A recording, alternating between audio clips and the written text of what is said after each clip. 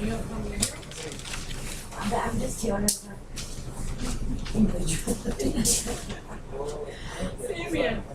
As a guest. Yeah, thanks to ma'am.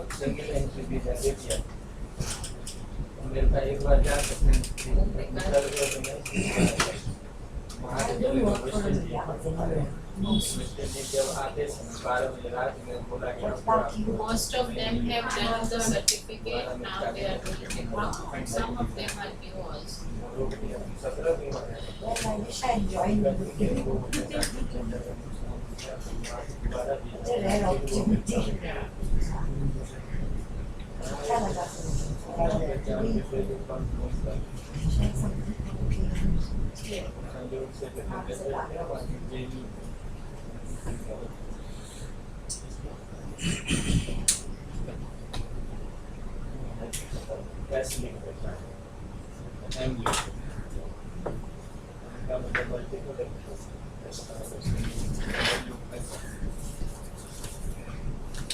उसकी fees ही अलग होती है सिंगल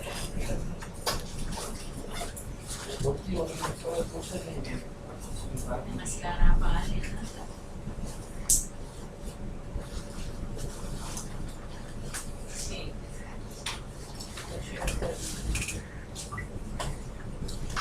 नहीं नहीं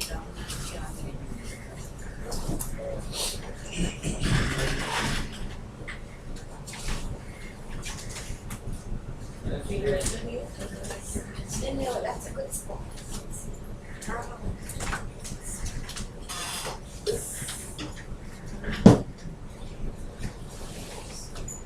So it's good.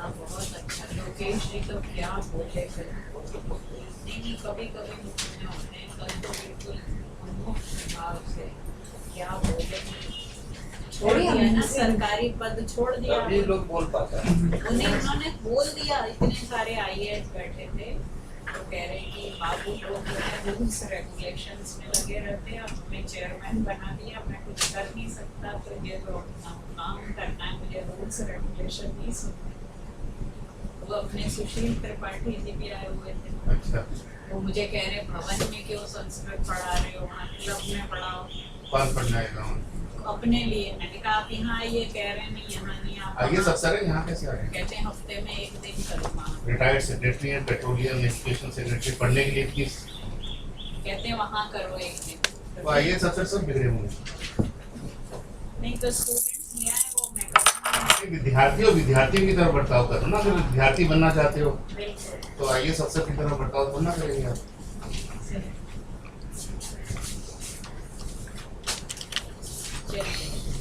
Like Satyabhama Sachin. चलिए we begin with an Satyabhama invocation. he dance.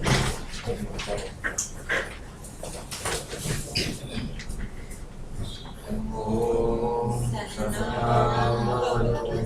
सनो भुनक्तु सह वीर्यं कर्वावहै तेजस्विनावधीतमस्तु मा विद्विषावहै ओम शांति शांति शांति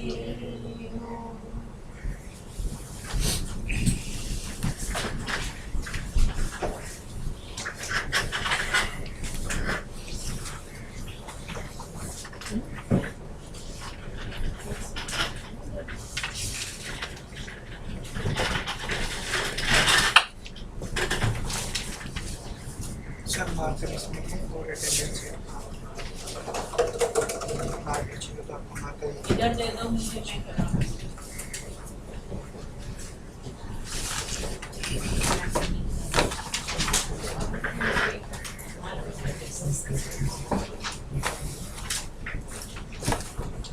टेक्स्ट है सबके पास ना आप मैडम कहीं बैठ जाएं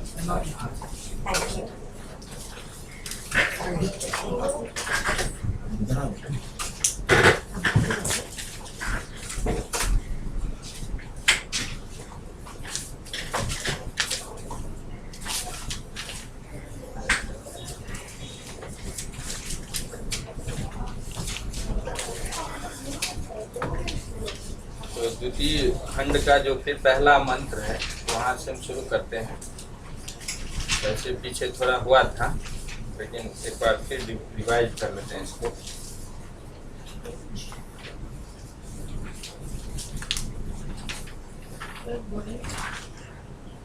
ये यदि मन्य से सुबह देती दहर में बाकी होगा। यदि मन्यस 114 सुवेद ये हाँ, पहला मंत्र।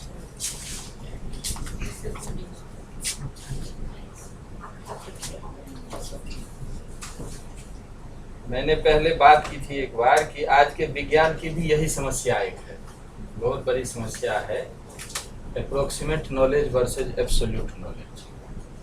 ये एक बहुत बड़ा इशू है साइंस के लिए भी और हम सब के लिए भी, और इसी इशू को एड्रेस करने दीजिए कि जो सेंस ऑर्गन्स के द्वारा जो या माइंड के द्वारा जो नॉलेज एक्वायर किया जाता है वो अप्रोक्सीमेट है या एब्सोल्यूट है, ये बड़ा क्वेश्चन है। और इंस्ट्रूमेंट के द्वारा जो साइंटिस्ट नॉलेज एक्वायर करता है वो अप्रोक्सीमेट है या एब्सोल्यूट, ये एक बड़ा इशू है। और क्वांटम फिजिक्स के बाद ये आया कि सब कुछ इंटरकनेक्टेड है, कोई भी चीज़ आइसोलेटेड नहीं है इस यूनिवर्स, सब इंटरकनेक्टेड है। तो जब हम किसी चीज़ का नॉलेज एक्वायर करते हैं तो चूंकि उसकी इंटरकनेक्टिविटी है तो उसका कैसे नॉलेज, उसके नॉलेज का मतलब क्या है। यदि किसी ऑब्जेक्ट का नॉलेज हम एक्वायर करते हैं तो उससे रिलेटेड पूरा यूनिवर्स है, तो फिर उस नॉलेज को हम कैसा नॉलेज कहते हैं, अप्रोक्सीमेट नॉलेज या एब्सोल्यूट नॉलेज, ये एक बड़ा क्वेश्चन है।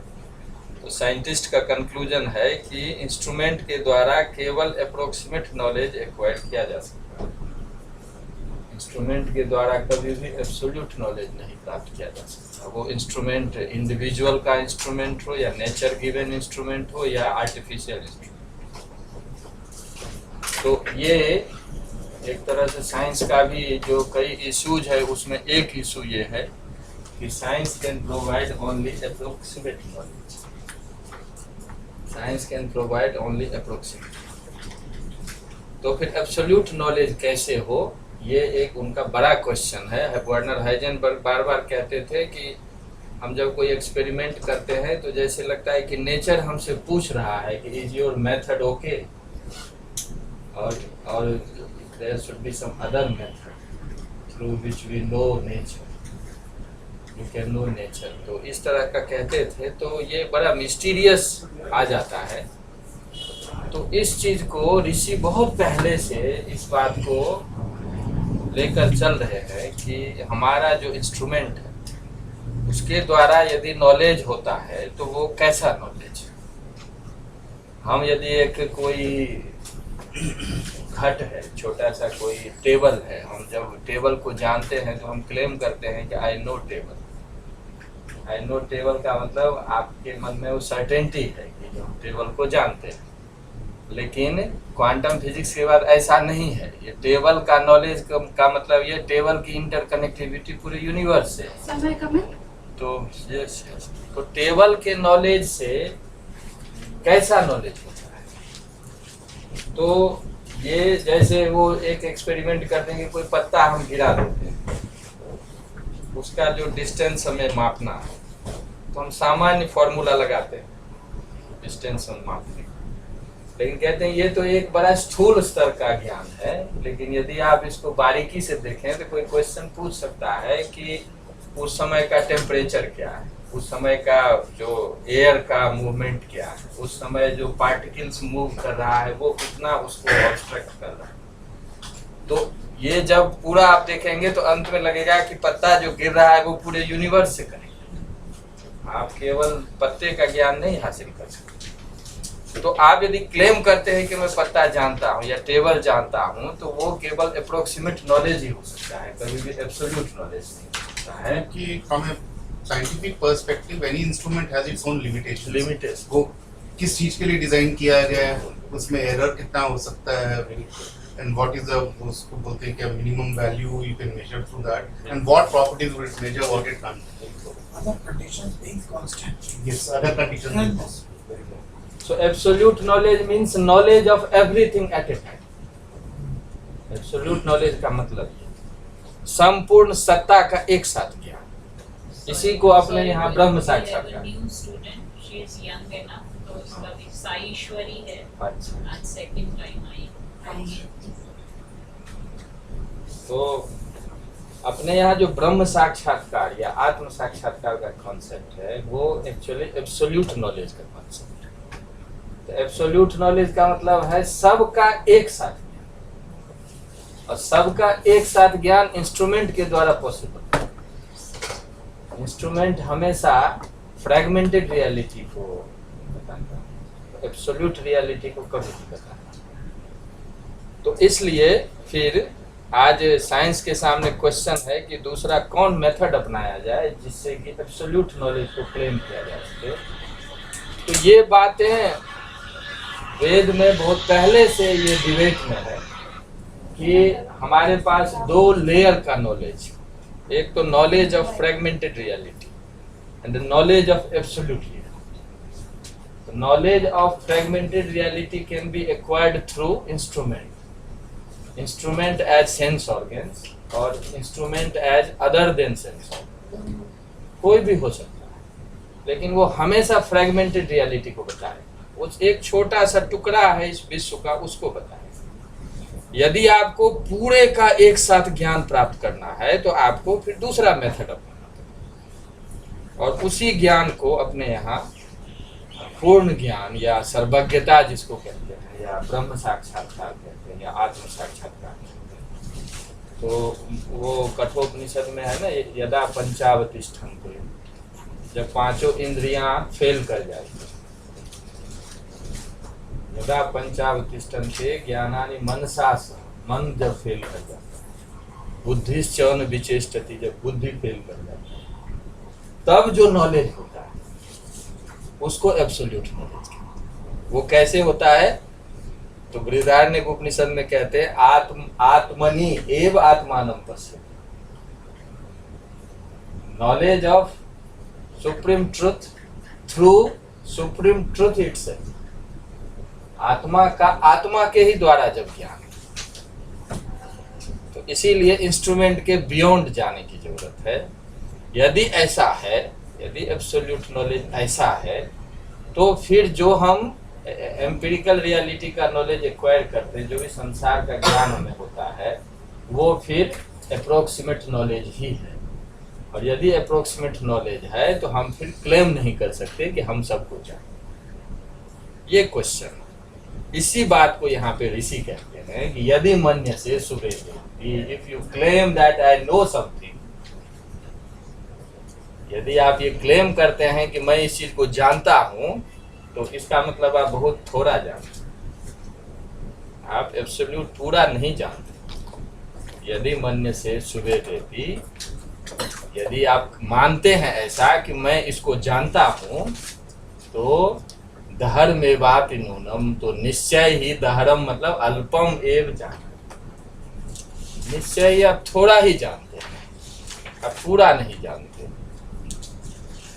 ठीक है, ये क्लियर है। एक बड़ा इशू है जो, इसीलिए उपनिषद जो है मॉडर्न साइंटिस्ट को बहुत आकृष्ट करता है, क्योंकि वो जिस चीज को फेस कर रहा है वो यहाँ क्लियरली मेंशन्ड है कि इस तरह से ऋषि इन चीजों को जानते थे और इस तरह का इशू वो उठाते थे। त्वं वेत्थ ब्रह्मणो रूपम यदस्य, अस्य ब्रह्मण। देखिए, ब्रह्म के दो रूप माने गए, एक तो पर ब्रह्म और एक अपर ब्रह्म। तो पर ब्रह्म का मतलब है एब्सोल्यूट ट्रुथ, अपर ब्रह्म का मतलब है संसार।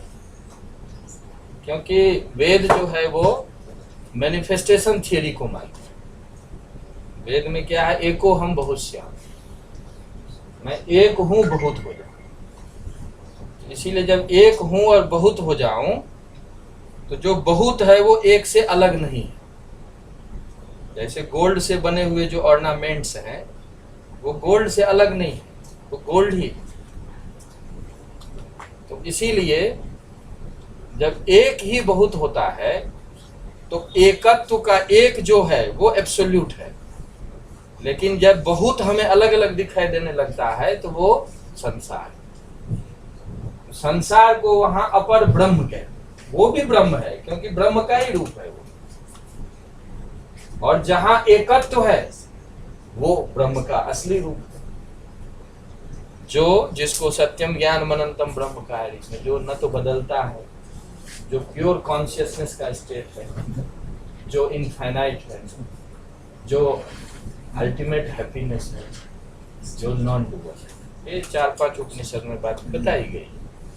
तो ये पर ब्रह्म और अपर ब्रह्म, अपर ब्रह्म का जब भी ज्ञान होगा तो वो अप्रोक्सीमेट, पर ब्रह्म का ज्ञान जब होगा तो इंस्ट्रूमेंट के द्वारा नहीं होगा, ये बात कह रहे हैं।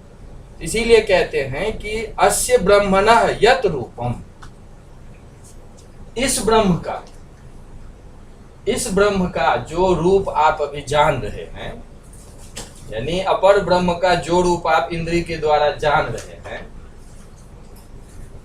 और अस्य देवेषु अथ यद अस्य देवेषु अथ देवेषु त्वम, और देवता के रूप को जो आप जान रहे हैं, दोनों बात है। एक तो है कॉस्मिक फोर्स, एक है नेचुरल फोर्स, जैसे अग्नि है, जैसे वायु है, जैसे जल है, ये एक कॉस्मिक या नेचुरल डिटी है, ये प्राकृतिक देवता है, और एक हम सब है। तो एक तो भौतिक स्थिति है जो हमारे सामने है, एक है प्रकृति के जो रूप है, जिसको हमारे यहाँ ऋषि ने देवता कहा है। क्यों देवता कहा है, हमने पहले बात की थी, बताएं कोई क्यों कहा? क्योंकि अनकंडीशनली देवता हम उसको कहते हैं। देवता का मतलब वेद में कोई वो नहीं है कि शंख चक्र गदा पद्म लेके खड़े। देवता का मतलब जो देता है अनकंडीशनली देता है। पानी हमें फ्री का मिलता है, प्रकृति स्वयं देती है। हवा हमें वैसे ही मिलती है, पृथ्वी हमें सब कुछ फ्री का दे रही है, हम वहां पे रह रहे हैं। तो जो भी प्रकृति के जो तत्व हैं जो हमें देते हैं उसको हम देवता हैं। सिंपल सी बात है। तो एक तो हुआ भौतिक रूप जिसको हम जानते हैं इंद्रियों के द्वारा, दूसरा है प्रकृति के जो रूप है जिसको हम जानते हैं। तो कहते हैं दोनों रूप में यदि आप मानते हैं कि ये असली रूप है तो ये नहीं है, ये इसका अपर रूप है, ये इसका कार्य रूप है, इसका वास्तविक रूप नहीं है। ये इसका यदि ज्ञान आपको हो रहा है तो वो फिर अप्रोक्सीमेट नॉलेज, वो एब्सोल्यूट नॉलेज नहीं है। और अप्रोक्सीमेट नॉलेज हासिल करके यदि आप क्लेम करते हैं कि मैं जानता हूं, तो इसका मतलब आपको पुनर्विचार करना चाहिए। कोई भी ये क्लेम करता है कि मैं जानता हूं तो इसका मतलब वो कम जानता है, और कम जानता है तो उसको जो जानने वाला है उससे पूछना चाहिए, और उसके बाद पुनर्विचार करते हुए उस एब्सोल्यूट ट्रुथ को कैसे जाने इसके लिए पुनर्चर्चा करनी चाहिए। तो वही पहला कहते हैं कि ब्रह्मणः अस्य यद रूपम त्वम वेत्थ, ब्रह्म के इस रूप को जो आप जानते हैं, और त्वम अस्य ब्रह्मणः यद देवेषु, और देवताओं में जो आप जानते हैं, देवताओं को जिस रूप में जानते हैं, तो कहते हैं दोनों अप्रोक्सीमेट है, दोनों एब्सोल्यूट नहीं है। आपको गलतफहमी नहीं होनी चाहिए कि मैंने सब कुछ जान लिया। जैसे वो लाप्लास कहता था ना, जो न्यूटन के बाद जो सबसे बड़ा साइंटिस्ट हुआ था, वो कहता था कि हम ऐसे जान लेंगे सबको कि जैसे हाथ में आंवला। अब बाद में न्यूटन के नियम पृथ्वी के बाहर ही काम करना बंद कर, उनके रहते ही वो दूसरी जगह काम करना फेल कर गया। तो कहते नहीं, गॉड हैज टू इंटरवेन। तो इस तरह की बातें आई साइंस में। तो इसलिए बाद में ऋषि कहते हैं कि नु मीमांसमेव, मीमांसमेव ते, ये तेरे लिए मीमांसा का विषय है, तुम्हारे लिए विचार करने का विषय है कि तुम थोड़ा सा जानते हुए यदि क्लेम करते हो कि मैं पूरा जानता हूं तो पुनर्विचार करो। मीमांसा शब्द का अर्थ है विचार करना, एनालाइज करना, लॉजिकली किसी चीज को समझना, इसके लिए मीमांसा शब्द है। इसलिए जब हम मीमांसा सिस्टम बोलते हैं ना, पूर्व मीमांसा, तो वेद के वाक्यों का जब हम विचार करना शुरू करते हैं तार्किक रूप से, तो उसको मीमांसा, इसलिए मीमांसा को वाक्यार्थ शास्त्र कहते हैं, मतलब एनालिसिस ऑफ वैदिक स्टेटमेंट, ठीक है ना। वो जो सिस्टम डेवलप हुआ है, क्योंकि वेद के ज्ञान को जब हम प्रामाणिक मानते हैं तो वेद के वाक्यों का एनालिसिस जरूरी है।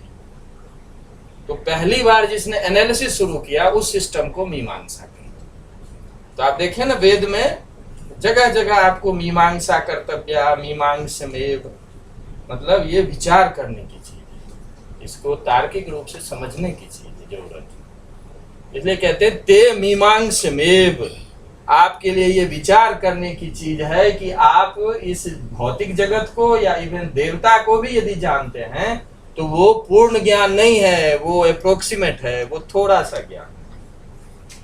क्यों थोड़ा सा ज्ञान है? पुरुष सूक्त में, ऋग्वेद में ऋषि ने कह दिया है कि पादोस्य विश्वाभूतानि त्रिपादस्यामृतम दिव्य, जो ट्रुथ है उसके 1/4 में ये पूरी रियलिटी, बाकी तो बिल्कुल जो एब्सोल्यूट फॉर्म है। तो इसलिए आपको विचार करना चाहिए, विचार करना चाहिए। वर्नर हाइजेनबर्ग जब बहुत परेशान रहते थे जब क्वांटम फिजिक्स शुरू किया, मैं बीच बीच में इसलिए बोल रहा हूँ क्योंकि साइंस की दृष्टि ज्यादा वो खोलना चाहते हैं। तो वर्नर हाइजेन, उसी समय रविन्द्रनाथ टैगोर को नोबेल प्राइज मिला था, तो वो ग्लोबली रिकॉग्नाइज थे। तो 1929 ईस्वी में वर्नर हाइजेनबर्ग शांति निकेतन पहुंचे, उनसे उन्होंने काफी चर्चा की इस विषय। वो कह रहे थे कि जितना हमारा एक्सपेरिमेंट बढ़ता जा रहा है, तो सॉलिड जो है ना, तो जैसे लग रहा है कि ये फॉल्स है, ये कहीं सॉलिड है ही नहीं।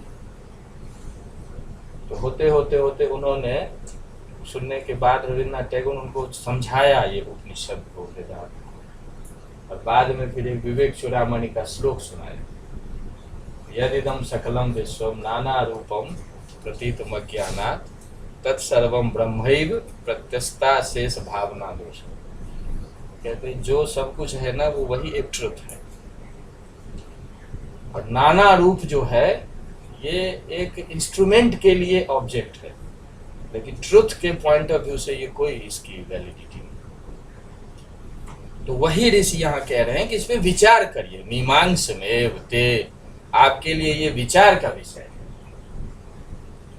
तो अंत में कहते हैं, जब ये बात कहते तो मन्ये विदितम, तब वो जो प्रश्न कर रहा है, जो क्लेम कर रहा था कि नॉलेज मैंने इसको जान लिया है, वो कहते हैं कि अब मैं समझ रहा हूँ कि अब मैं समझना शुरू किया, ठीक है ना।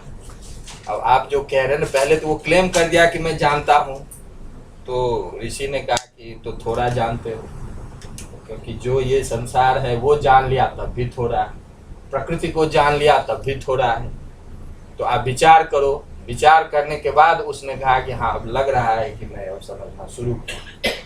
तो इस तरह का इशू यहाँ पे पहली बार ऋषि ने उठाया है। तो अंत में कहते हैं मन्ये विदितम, ऐसा मैं मानता हूं कि अब मैं जानने लगा। जानने लगा का मतलब कि इंस्ट्रूमेंट के द्वारा जो हमने, जो इंद्रियों के द्वारा या मन के द्वारा या बुद्धि के द्वारा जो ज्ञान मैंने प्राप्त किया, वो ज्ञान अपूर्ण ज्ञान, अल्प ज्ञान, ये अब मैं समझ रहा हूँ।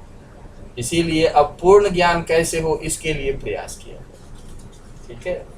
तो इस तरह से ये पहला मंत्र है। इसमें बताएं किसी को कुछ यदि दिक्कत हो। आगे बढ़े। इसमें सिर्फ 2 बार त्वम का प्रयोग क्यों हो रखा है? एक तो त्वम कहा है जो भौतिक के लिए, यदस्य ब्रह्मणो रूपम त्वम, त्वम वेद, और फिर कहते हैं कि इसमें यदि आपको लग रहा है कि मैं इससे ज्यादा भी जानता हूं, तो त्वम देवेशु, है ना, यस अस्य रूपम देवेशु, आप जो देवता में भी यदि इस रूप को देख रहे हो, यदि देवता को भी आप जानते हो, तब भी आपका ज्ञान पूरा नहीं है। प्रकृति जो है वो अल्टीमेट ट्रुथ नहीं है, आपको और आगे बढ़ना है। तो ये दो तरह के दो लेयर का ज्ञान प्राप्त करने के बाद भी आपका ज्ञान अप्रोक्सीमेट ही है, आपका ज्ञान एब्सोल्यूट नहीं है। ठीक है, इसीलिए एक बार भौतिक जगत के लिए और एक बार प्रकृति के प्राकृतिक नियमों के लिए, दो के लिए त्वम का प्रयोग। ठीक है, देखिए इससे पहले भी प्रथम खंड में एक आया था ना, विदितात, विदितात परम, और उसके बाद था विदितात अधि। इससे पहले खंड में आया था कि जो विदित है उससे भी वो परे है, और जो विदित का कारण है उससे भी वो परे है। तो विदित जो सामने इंद्रियों के सामने जो चीज है उससे वो परे है, और इसको जिसको हम जान रहे हैं उसका जो कारण है उससे भी परे है। तो दोनों लेयर पर यदि आप जान रहे हैं तो भी आपका नॉलेज अप्रोक्सीमेट ही है, तभी आप ये क्लेम नहीं कर सकते कि मैं पूरा जानता हूं, आप थोड़ा जानते हैं, ये कहने का मतलब। और है किसी को? हाँ जी। तो एब्सोल्यूट ट्रुथ क्या है फिर? क्या ट्रुथ क्या है फिर? एब्सोल्यूट ट्रुथ, एब्सोल्यूट ट्रुथ तो मैंने पहले बताया कि संपूर्ण रियलिटी का एक साथ ज्ञान, ठीक है ना, knowledge of everything all together. अभी हमारा ज्ञान क्या हो रहा है ना, एक छोटी चीज का होता है। जैसे आप जो चीज देखती हो ना, तो टेबल देखोगी तो टेबल का ज्ञान होगा, तो अभी जो भारतीय विद्या उनके बाहर की कोई चीज हमें दिखाई नहीं देती। फिर हम दूसरी चीज देखते हैं तो और चीज दिखाई नहीं देती। मान लो मन से हम सोच लें तो भी मन से सोचते सोचते बहुत कुछ सोच लेंगे, फिर भी मन रुक जाता है। तो जितना कुछ हम जान रहे हैं, हमारे सेंसेस जो है ना, 5, आँख, नाक, कान, त्वचा, जिह्वा, ये सब इसके द्वारा हम जानते हैं, और फिर मन से जानते हैं। तो इन सब से जब भी जानते हैं तो वो फिर हम लगता है कि थोड़ा जान रहे हैं, एक जगह जाकर ये रुक जाता है, लगता है कि ये सीमित है, ये बहुत आगे नहीं ले जा रहा है। लेकिन संसार तो इतना नहीं है ना, बहुत बड़ा है। आप देख रहे हैं पृथ्वी है, पृथ्वी जो है वो सोलर सिस्टम का एक प्लैनेट है। सोलर सिस्टम जो है वो पूरे गैलेक्सी का एक पार्ट है, ड्रॉप की तरह है। गैलेक्सी जो है वो ब्रह्मांड में एक ड्रॉप की तरह है। ऐसे ऐसे मल्टीपल यूनिवर्स की बात आती है, साइंटिस्ट भी मानते हैं मल्टीपल यूनिवर्स है। तुलसीदास जी कहते हैं ब्रह्मांड निकाया निर्मित माया, रोम रोम प्रतिवेद कहे। हम लोग वेद में पहले से मल्टीपल यूनिवर्स को मानते हैं। इतना बड़ा सब कुछ है, वो कहते हैं ये तो थोड़ा है, ये जितना क्रिएशन है ये थोड़ा, इससे परे भी चीज है। तो इन सब को एक साथ जानना और थोड़ा थोड़ा जानना, दोनों में अंतर है ना। तो ऋषि कहते हैं कि एक साथ सबको कैसे जानेंगे, उसके लिए मेथड दिया हुआ है अलग। उसको हम आंख से नहीं जान सकते, उसको हम मन से नहीं जान सकते। तो मन से आंख से जानकर यदि कोई कहता है कि मैंने सब कुछ जान लिया, या साइंटिस्ट किसी टेस्ट करके किसी इंस्ट्रूमेंट को का यूज करके यदि कहते हैं कि हमने सब कुछ जान लिया, तो वो कहते हैं फिर थोड़ा ही जानते हैं। क्यों थोड़ा जानते हैं? क्योंकि इंस्ट्रूमेंट के द्वारा एक साथ सबको नहीं जाना जा सकता, आज तक कोई नहीं जानता है। और यदि फिर भी आप क्लेम कर रहे हैं तो दोबारा सोचो, इसमें कोई और मेथड अपनाओ। ठीक है, ऐसा साइंटिस्ट भी अब महसूस करते हैं कि जो मेथड हम यूज करते हैं ना, उससे अप्रोक्सीमेट नॉलेज ही होता है, थोड़ा होता है, एक साथ सब कुछ नहीं होता। लेकिन हमारे ऋषि ने तो दोनों लेवल के पे बात की है ना। हम इंद्री से जो जानते हैं उसकी भी बात की है, और जो इंद्री से परे है, जो एक साथ सबका ज्ञान होता है, उसी का नाम ब्रह्म साक्षात्कार कहा है कि आत्म साक्षात्कार। तो कहते हैं वो भी है। तो वो कैसे है? तो वो उसका अलग मेथड, और इसका अलग मेथड है जो हम आंख से देखते हैं, जो मन से सोचते हैं। ठीक है ना। इसी इशू को जो इसमें आप देखेंगे ना, वही इशू साइंस में चल रहा है, वही इशू सब जगह चल रहा है, क्योंकि ये प्रॉब्लम तो सब फेस कर रहा है ना। सबको, सबकी इच्छा है कि हम सबको एक साथ जान लें, लेकिन हो नहीं रहा है।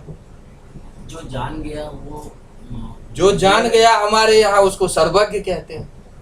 जो जान गया, पहले तो वो ऋषि थे जिन्होंने जाना, उसके बाद जो जानते हैं उनको हम कहते हैं ये ब्रह्म ज्ञानी है। पर वो बता नहीं सकते क्या जाना। वो तो यही ऋषि कह ही रहे हैं कि वो बता नहीं सकते, क्योंकि बोलते हैं वो जानते। जैसे ही भाषा का प्रयोग करेंगे तो फिर सीमितता आ जाएगी। अनुभव ही है। अनुभव है, तो वो कहते हैं जैसा हमारा अनुभव है वैसा आप भी अनुभव प्राप्त करें। तो अनुभव प्राप्त जब कर लें तो आप भी जानते हैं वही, हम भी वही जानते हैं, तो फिर बात की भाषा की जरूरत ही नहीं पड़ेगी। और नहीं जानता जो है उसको कितना भी भाषा से समझाएंगे तो वो अनुभव नहीं है, तो वो उतनी बात समझ नहीं पा रहा है। तो ये बात है, लेकिन ऋषि का ये क्लेम है कि संपूर्ण ज्ञान भी हो सकता है। बार बार वो कहते हैं कि स आत्मा स विज्ञेय अस्तित्वोपलब्धव्य, वो है और उसका ज्ञान प्राप्त किया जा सकता है। लेकिन मेथड का क्वेश्चन, अब मेथड कौन अपना है, ठीक है ना। तो ये बात ये इसलिए उठाए हैं कि हम इंद्रिय से ज्ञान प्राप्त करेंगे तो हम नहीं कह सकते कि हमने पूरा ज्ञान प्राप्त किया। हम साइंटिस्ट के लिए इंस्ट्रूमेंट से जो ज्ञान है वो पूरा नहीं, समझ रहे हो ना। आप जब गैलेक्सी देखती हो तो हमारा क्या अस्तित्व है वहाँ, पृथ्वी के, सूर्य पृथ्वी के सामने नारंगी जैसा है, और पूरा सोलर सिस्टम जो है वो गैलेक्सी में ड्रॉप के समान, गैलेक्सी जो है ब्रह्मांड के सामने ड्रॉप के समान। अब बताइए कि उसमें हमारी क्या, फिर हम कहते हैं कि मैंने सब कुछ जान लिया। तो ऋषि कहते हैं ऐसा नहीं है, इस पे पुनर्विचार, ये बात ठीक है। ये सुकरात भी ये कहते थे कि I know that I do not no. सुकरात जो भी उस लेवल के रियलाइज्ड पर्सन है ना, ताओ, जो आप ताओ ते चिंग पढ़ेंगे ना, तो लाओ से भी यही कहते थे कि not knowing is the best way of knowing, not knowing is the best way of knowing. तो सब जगह आपको जो भी उस स्टेज पे गए हैं उनका आपको एक जैसा स्टेटमेंट मिलेगा। उस स्टेज पे जो साइंटिस्ट गए हैं उनका भी वैसा ही स्टेटमेंट, तभी तो ये approximate knowledge versus absolute knowledge science में आ गया डिबेट में ये इशू। तो इसी बात को यहाँ ऋषि कहते हैं। अगला मंत्र देखिए। अब देखिए उनको कितनी समस्या हो रही है भाषा से बताने। उपनिषद जो है ना भाषा को इंडिकेटर मानता है, भाषा को इंडिकेटर मानता है। जैसे मैंने पिछली क्लास में भी चर्चा की थी कि भारतीय विद्या भवन का बोर्ड लगा हुआ है बाहर, आपको बता दिया भारतीय विद्या भवन। वो भारतीय विद्या भवन इंडिकेट कर रहा है कि भारतीय विद्या भवन अंदर है। वो भाषा जो है वहां लिखा हो वो भारतीय विद्या भवन नहीं है। आपको अंदर आना पड़ेगा, फिर घूम कर देखना पड़ेगा, तब भारतीय विद्या भवन का अनुभव होगा। वैसे ही ऋषि ने बताया है कि एब्सोल्यूट ये है, इंडिकेट कर रहा है आपको। उसके बाद आपको उसके मेथड को अप्लाई करते हुए उसका अनुभव प्राप्त करना, ये इनका है। इसीलिए भाषा का जहां भी प्रयोग है वो कहते हैं कि वो सीमित सत्ता को बताता है। भाषा कभी भी पूर्ण को नहीं बताती, इंडिकेट करता है, आपको उधर रास्ता जरूर बताती है, लेकिन उसको एज इट इज नहीं बता सकता।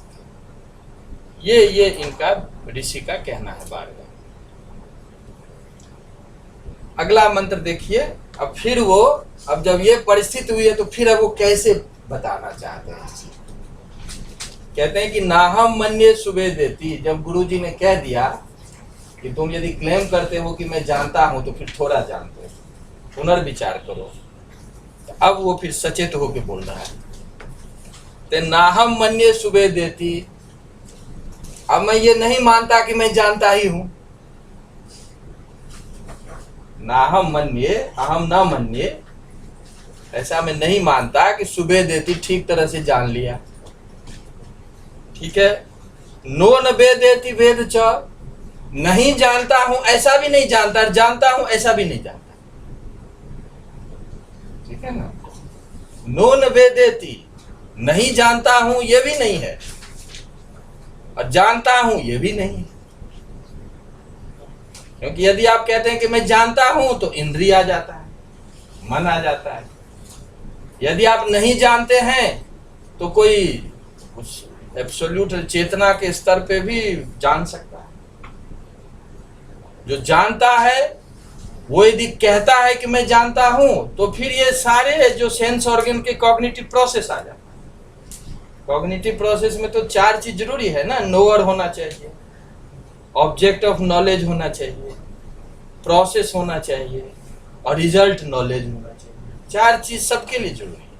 टेबल को जानेंगे तो मैं चाहिए जो जानूं, टेबल चाहिए जिसको जाने, सेंस ऑर्गन का उसके साथ रिलेशन चाहिए, और फाइनली एक नॉलेज एक रिजल्ट के रूप में हमारे सामने आएगा कि ये this is the knowledge of table.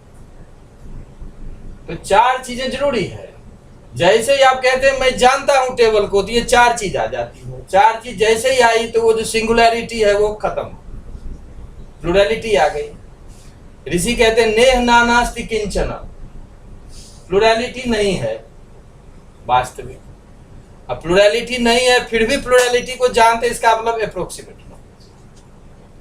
ये सारी बात। इसीलिए अब समस्या है कि आप यदि अल्टीमेट ट्रुथ को जानते हैं और तब यदि क्लेम करते हैं मैं जानता हूं, तो फिर ये सेंसेज आता है, फिर ये कॉग्निटिव प्रोसेस के जो कॉन्स्टिट्यूएंट्स हैं वो आ जाएंगे। आप यदि कहते नहीं जानते हैं तो भी नहीं, क्योंकि आप जान रहे हैं। इसलिए ऐसी भाषा का प्रयोग करते हैं। और मॉडर्न साइंटिस्ट भी ऐसा कई बार कहते हैं कि उपनिषद के ऋषि जो ऐसी भाषा का प्रयोग करते हैं वो इसी भाषा के प्रयोग से उस सत्ता को एक्सप्लेन किया जा सकता है। जनरली इसको कहते हैं ना, ये पैराडॉक्सिकल स्टेटमेंट। पैराडॉक्सिकल का मतलब अपरेंटली ऐसा लग रहा है कि विरोध कर रहा है, लेकिन वो विरोध नहीं कर रहा है, दूसरे को कॉम्प्लीमेंट कर रहा है। यदि आप दोनों तरह से उसको देखेंगे ठीक से, तो कहते हैं कि नाहम मन्ये सुवेदेति, मैं नहीं मानता अब कि मैं ठीक से जानता हूं। नो न वेद, नहीं जानता हूं ऐसा भी नहीं है। वेद च, और जानता हूं ऐसा भी नहीं है। जानता हूं, थोड़ा जानता हूं, लेकिन नहीं जानता हूं ये भी नहीं है। जानता हूं ये भी नहीं है। अब ये बीच का स्टेटमेंट, अप्रोक्सीमेट, मतलब वही बता, जो एब्सोल्यूट को जानता है वो क्लेम नहीं कर सकता, क्योंकि क्लेम करेगा तो फिर ये कॉन्स्टिट्यूएंट्स आ जाएंगे, फिर आपका माइंड इन्वॉल्व होगा, सेंस ऑर्गन इन्वॉल्व होगा, ऑब्जेक्ट इन्वॉल्व होगा, प्लुरलिटी आ जाएगी। तो आप यदि कहते हैं कि मैं जानता हूं तो समस्या आ गई, कहते हैं नहीं जानता हूं तो आप जान रहे हैं। तो इसलिए कहते हैं कि इस तरह की भाषा जो है ना, जनरली जितने भी सेंटली लोग हुए हैं वो इसी तरह की भाषा का प्रयोग क्यों करते हैं? क्योंकि लोग जब पूछते हैं उनसे कि क्या है ये, तो वो अब कैसे बताएं? तो बताने का ये है कि उनको इसको भी एक्सप्लेन करना है, जो एम्पिरिकल रियलिटी है उसको भी एक्सप्लेन करना है, और अल्टीमेट ट्रूथ है उसको भी एक्सप्लेन करना है। अब दोनों जब एक साथ बोलते हैं तो लगता है कि ये थोड़ा सा पैराडॉक्सिकल जैसा हो गया, लगता कॉन्ट्रेडिक्टरी है, लेकिन है ये पैराडॉक्सिकल। तो नॉर्मल आदमी तो ये सोचेगा पागल हो गया। तो पागल समझे, पर समझते हैं सुकरात को तो पागल ही समझते हैं। तो मतलब जो उस तरह के जिज्ञासु हैं उनके लिए तो बहुत अच्छी बात है ना। आम लोगों को जिसको इससे कोई लेना देना नहीं है, वो समझे तो उनको कोई आम लोग तो जो ये पढ़ते हैं उनको भी पागल ही समझते हैं, ये क्या बातें पढ़ रहे हैं, क्या कर रहे हैं। लेकिन जो लोग जानते हैं उन्होंने ही तो फिर समाज को नियम दिए हैं। वो तो शुरू में ही उसने कहा ना, 2 रास्ते हैं, एक तो वो रास्ता है जिस पे दुनिया चल रही है, एक ये रास्ता है, एक प्रेय है और एक श्रेय है। बिल्कुल। तो श्रेय के पथ पर जो चल रहे हैं वो सब पागल ही कहते हैं। नहीं, जो बड़े साइंटिस्ट हैं उनको भी लोग पागल कहते हैं, लेकिन उन्हीं के द्वारा बनाए हुए जो नियम है उन्हीं से लोग सब यूज करते हैं, क्योंकि वो यदि उतना नहीं करते तो ये सुविधा नहीं मिलती। आज जो आप प्लेनेट भेज रहे हैं, जो वो प्लेनेट पे जो भेज सैटेलाइट भेज रहे हैं कहाँ, वो तो उनके वो व्यापक साइंटिफिक जो एक्सपेरिमेंट है उसी से ये सब संभव हो सकता है। तो ठीक है, पहला तो ठीक है, नाहम मन्ये सुवेदेति। 7 बार इसमें वेद शब्द आया है, हाँ। 7 बार नाहम मन्ये सुवेदेति, ऐसा नहीं मानता कि मैंने ठीक से जान लिया। ठीक है। नो न वेद, नहीं जानता हूं ऐसा भी नहीं है। 2 बार नो आ गया ना। नो न वेद, ना नहीं जानता हूं ऐसा भी नहीं है। वेद च, जानता भी हूं। आइडिया शायद ये है ना कि जानना एक द्वैत की घटना है, उसमें ज्ञाता होता है और ज्ञेय होता है। वही तो और वही बार बार उपनिषदों में आता है कि ज्ञातु हो आत्मत्वात्, जो जानने वाला है उसी को ही ज्ञेय बन जाता उसी है। को जानने उसमें की जानता हूँ कैसे कह सकते हैं, क्योंकि जो जानने वाला है, जो प्रमाता है, वह स्वयं प्रमेय है। इसलिए कोई ज्ञाता और कोई ज्ञेय नहीं है। इसलिए जानने की घटना पॉसिबल है, होने की घटना पॉसिबल है। करना करना जानना ये सब पॉसिबल नहीं, होना पॉसिबल है। और जो होता है वो एक है, आइडिया ही है। when the knower and the known merge together. वही तो, और ये समझना बहुत कठिन है। थिंकिंग पॉसिबल है ना। थिंकिंग में तो यह है कि एक थिंकर होता है, एक थॉट होता है।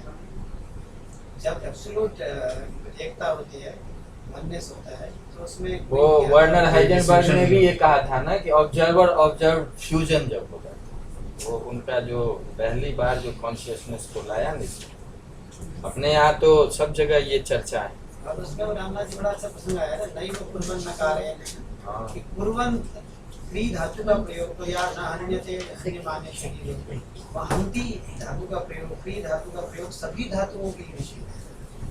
मतलब धातु पाठ में जितने भी धातुएं हैं, 2000 धातुएं हैं पाणिनि के धातु पाठ में, उसमें केवल भू और अस धातु है होना पॉसिबल, बाकी कोई भी धातु पॉसिबल है।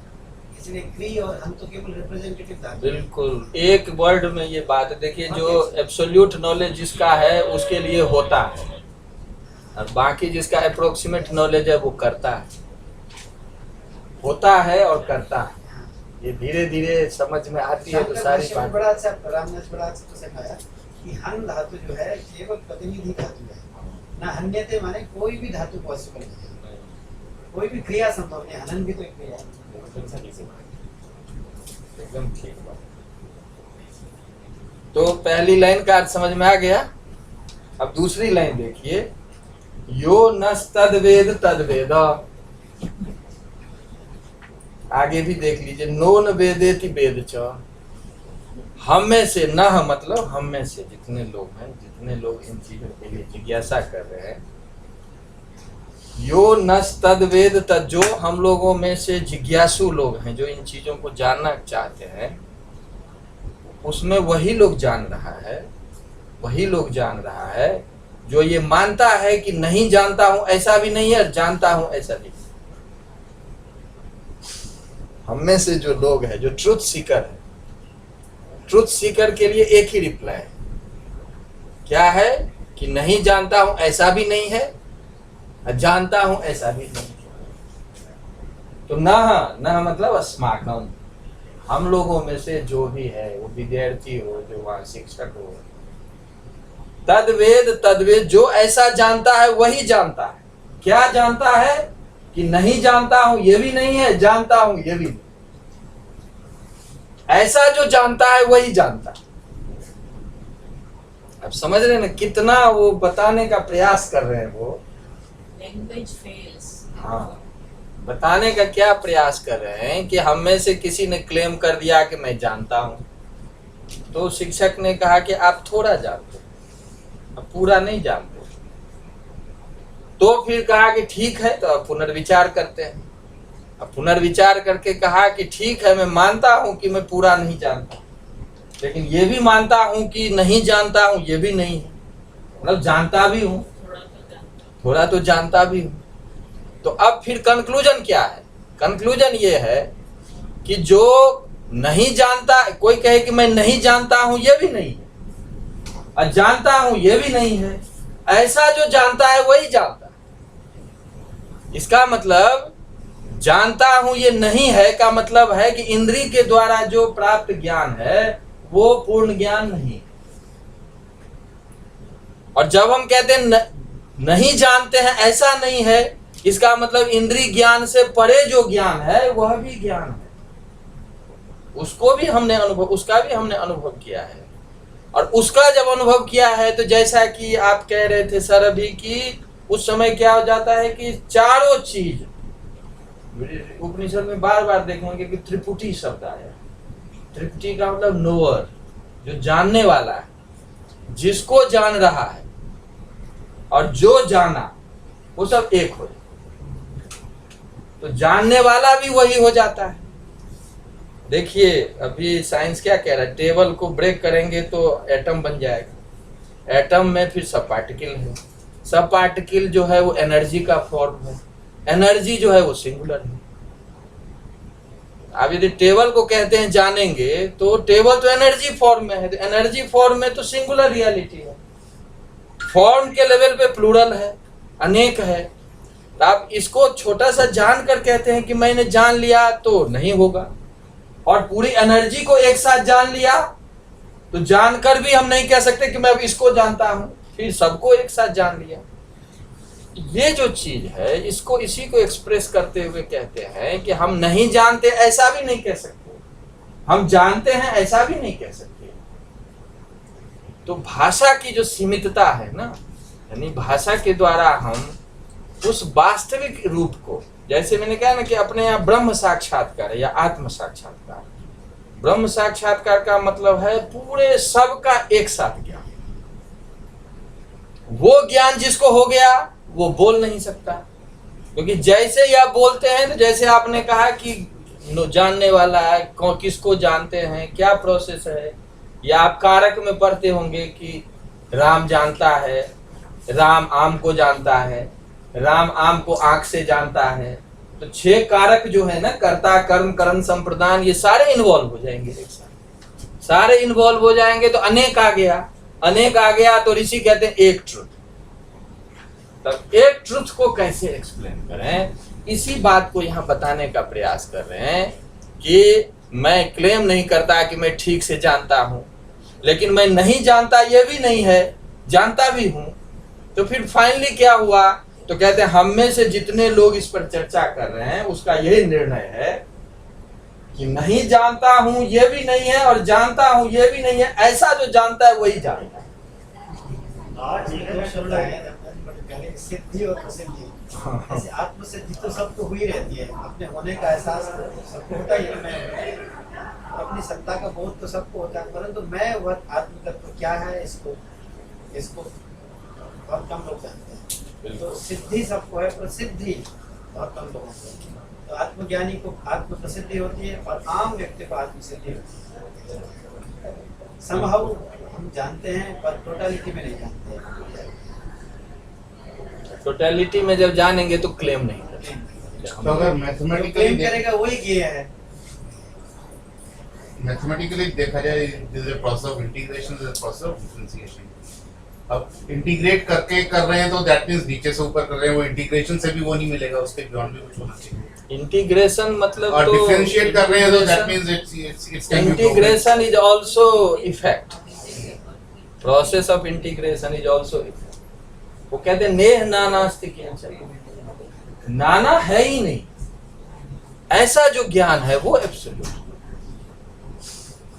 तो अब आपको एक्सप्लेन दोनों लेवल पे करना है ना, हम जहाँ रह रहे हैं उसको इग्नोर नहीं कर सकते, इसीलिए ऋषि ने अपर ब्रह्म माना है इसको, और ये अल्टीमेट नहीं है, ये भी हमें समझना पड़ेगा, इसीलिए परम ब्रह्म माना। तो दोनों का नॉलेज कैसे हो और कैसे उसको क्या लैंग्वेज के थ्रू क्लेम किया जा सकता है, एक्सप्लेन किया जा सकता है, तो नहीं किया जा सकता। इसी बात को वो समझाने का प्रयास कर, इसीलिए साइकोलॉजी का या इसका दुनिया का पहला टेक्स्ट जो है केनो, देखिए नॉलेज को कैसे वो लाना चाह रहे हैं कि रियलिटी और नॉलेज का क्या रिलेशन है, नोअर नोएबल ऑब्जेक्ट का क्या रिलेशन है, तो ये बात बताना चाह रहे हैं। क्योंकि दुनिया में इस तरह का ज्ञान कहीं था नहीं, इसीलिए अब तो साइंटिस्ट थोड़ा जानना शुरू किए है ना, तो इससे पहले तो इसकी चर्चा ही कहीं थी नहीं, क्योंकि इस तरह का टेक्स्ट ही कहीं नहीं। थोड़ा जो ताओ ते चिंग है जहाँ इस तरह की बात आती है, और फिर सुकरात वगैरह के स्टेटमेंट कुछ इस तरह के, जिसमें बताएं कोई है तो कुछ और बात करनी है। अब इसको और क्लैरिफाई कर, इसको और क्लैरिफाई कर। अब कह रहे हैं कि जैसे सुकरात कहते थे ना कि I know that I do not know, या not knowing is the best way of knowing, ये सब ऐसे स्टेटमेंट मिलते हैं दूसरे जो पार्ट के, जो ग्लोब के दूसरे पार्ट के जो स्कॉलर्स, जिसको सेंट कहें हम। तो अब इसी बात को फिर तीसरी बार कह रहे हैं कि क्या फाइनली क्या है कि यस्या मतम तस्य मतम। यस्य जिस ब्रह्म का अमतम, जो ये ऐसा जानता है कि मैं नहीं जानता, यस्य अमतम, अमतम का मतलब अज्ञातम, मतलब जब आप ये जानने लगते हैं कि मैं नहीं जानता हूं तो तस्य मतम, तो इसका मतलब वो जानता है। जब कोई क्लेम न करे, सब कुछ समझते हुए जब क्लेम न करे, इसका मतलब वो जानता है। यस्य अमतम, जिसके लिए ये नहीं जाना हुआ है, तस्य मतम, इसका मतलब वही जानता है। समझ गए ना? क्योंकि जैसे ही आप बोलेंगे मैं जानता हूं तो ये प्रॉब्लम आती है। इसीलिए जो उस तरह के लोग होते हैं वो ज्यादा पहले बात ही नहीं करते। बात नहीं करने का मतलब वो कभी क्लेम नहीं करते कि मैं सब जानता हूं, क्योंकि जैसे आप क्लेम करेंगे तो फिर ये प्रॉब्लम आ जाती है। इसका मतलब निर्णय ये है कि जो कभी क्लेम नहीं करता कि मैं जानता हूं, वस्तुतः वही जानता है। यस्या मतम तस्य मतम। ठीक है। मतम यस्य न वेदसः, और जो नहीं करता क्लेम, मतम यस्य न वेदसः, यस्य न मतम, जो कभी क्लेम नहीं करता वही जानता है। तो जो क्लेम करता है वो नहीं जानता, जो नहीं क्लेम करता है वही जानता है। इसका मतलब ये नहीं है कि नहीं, जो कोई बोले ना और वो संसार को नहीं जान रहा और चीज को नहीं जान रहा है वो ब्रह्मज्ञानी है। उनका कहना है कि एब्सोल्यूट ट्रुथ को जो जानता है वो कभी क्लेम नहीं करता।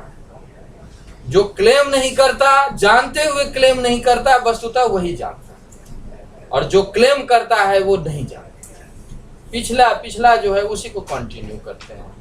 तो यस्य अमतम तस्य मतम, जिसका वह नहीं जाना हुआ है, यानी नहीं जो क्लेम करता है जानना, उसके लिए वह ज्ञात है, उसके लिए वह है, वो समझ गया है। मतम यस्य न वेदसः, और जो ये क्लेम करता है कि मैं जानता हूं, उसके लिए वो अज्ञात। इसका मतलब वो ठीक से नहीं जाना, इसका मतलब थोड़ा जाना, पूरा नहीं जाना। अविज्ञातम विजानतम, जानने वालों के लिए अज्ञात है, और विज्ञातम अविजानतम, और नहीं जानने वालों के लिए वो विज्ञात। ठीक है। जानने वालों के लिए, जो फिर जानने वाले का जब भी आए बात तो समझ लीजिए कि इंद्रिय मन से जो जाना, इंद्रिय मन या किसी इंस्ट्रूमेंट के द्वारा जानते हुए यदि कहता है कि मैं जानता हूं, तो इसका मतलब उसके लिए वो मूल सत्ता अज्ञात है, अभी वो संपूर्ण को नहीं समझा।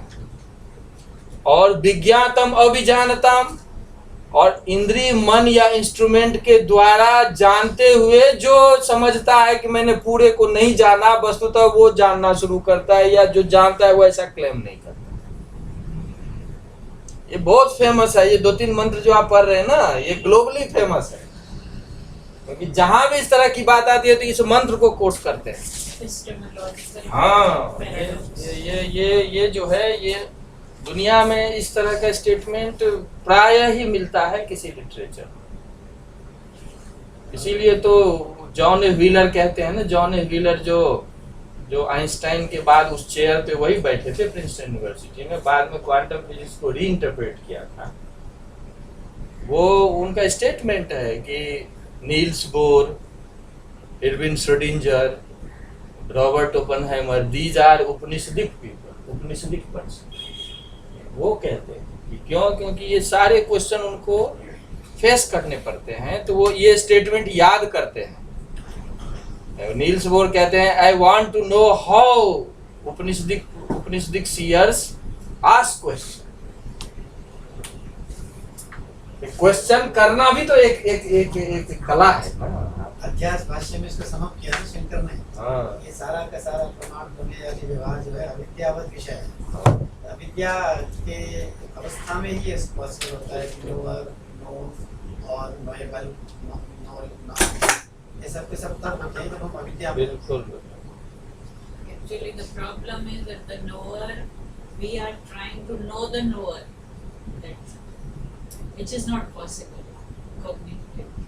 देखिए, दो लेयर है ना, अपर ब्रह्म है ना, अपर ब्रह्म को जो जानता है उस ज्ञान को उपनिषद के ऋषि ने अविद्या कहते, और जो सुप्रीम ट्रुथ को जानता है उसको विद्या कहते, ठीक है ना।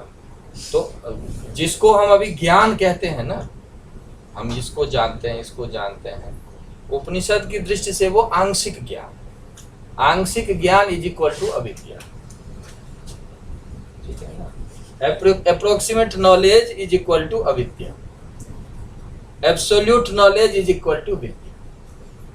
सर मतलब अभी आपका कहने का मतलब ये है कि अभी हमारे पास जितना भी नॉलेज है वो है ही नहीं। नहीं, वो है लेकिन knowledge थोड़ा है, वो थोड़ा है, That come, is not ultimate. Ultimate, Ultimate complete. Incomplete, आपको और आगे बढ़। Don't get complacent कि I have known everything. That is not ultimate. That is only fragmented, partial knowledge. मतलब वो ऐसे कह रहे हैं कि और आगे बढ़ना, अभी आपको अभिमान नहीं होना चाहिए कि मैंने ये जान लिया, थोड़ा जाना है और आगे बढ़ना, और सर आगे। ये वाला जो है ना सबको सिखाना चाहिए कॉलेजेस में, स्पेशली ब्यूरोक्रेट्स को। But she asked a very, very good question. Very हाँ, good. सभी ब्यूरोक्रेट्स को भी समझाना चाहिए, मुस्लिम एकेडमी में सबसे पहले समझाना तो चाहिए, सारे नेता को समझाना चाहिए। इनका प्रैक्टिकली कहा आप समझे इस बात को कि जो जानते हैं उसकी कोई प्रॉब्लम नहीं है, लेकिन जो जानते हैं उसके बाद हम ये क्लेम जब करते हैं ना कि हम सब कुछ जानते हैं, तो ऋषि कहते हैं नहीं, आप थोड़ा जानते हैं और आगे बढ़ो और आगे बढ़ो। उस तो समय जितना भी marks जाना वो बस एक छोटा ड्रॉप है उसमें, हाँ, एक drop। बड़े से ओशन में जस्ट अ ड्रॉप। ड्रॉप, वो तो मैंने गैलेक्सी सबका बताया ना कि वैसे भी देखेंगे तो ड्रॉप ही लगता है। तो आप देखो ना कि कैसे कितने आगे जो जो है संसार, उसमें हम ड्रॉप है। ऋषि कहते हैं संसार से आगे भी है, इसीलिए आप कभी क्लेम मत करो कि मैं जानता हूं, यानी अभिमान कभी नहीं करना चाहिए, या हम सब कुछ जान लिए, पढ़ते जाओ आगे आगे जैसे बढ़ते परसों एक figure out A explosion which has happened 300 million light years away. Scientists ने observe here that's been very fast explosion in 1 or 2 days. Normally it takes few weeks for that to happen. So they're not able to figure out what it is. 300 million light years away.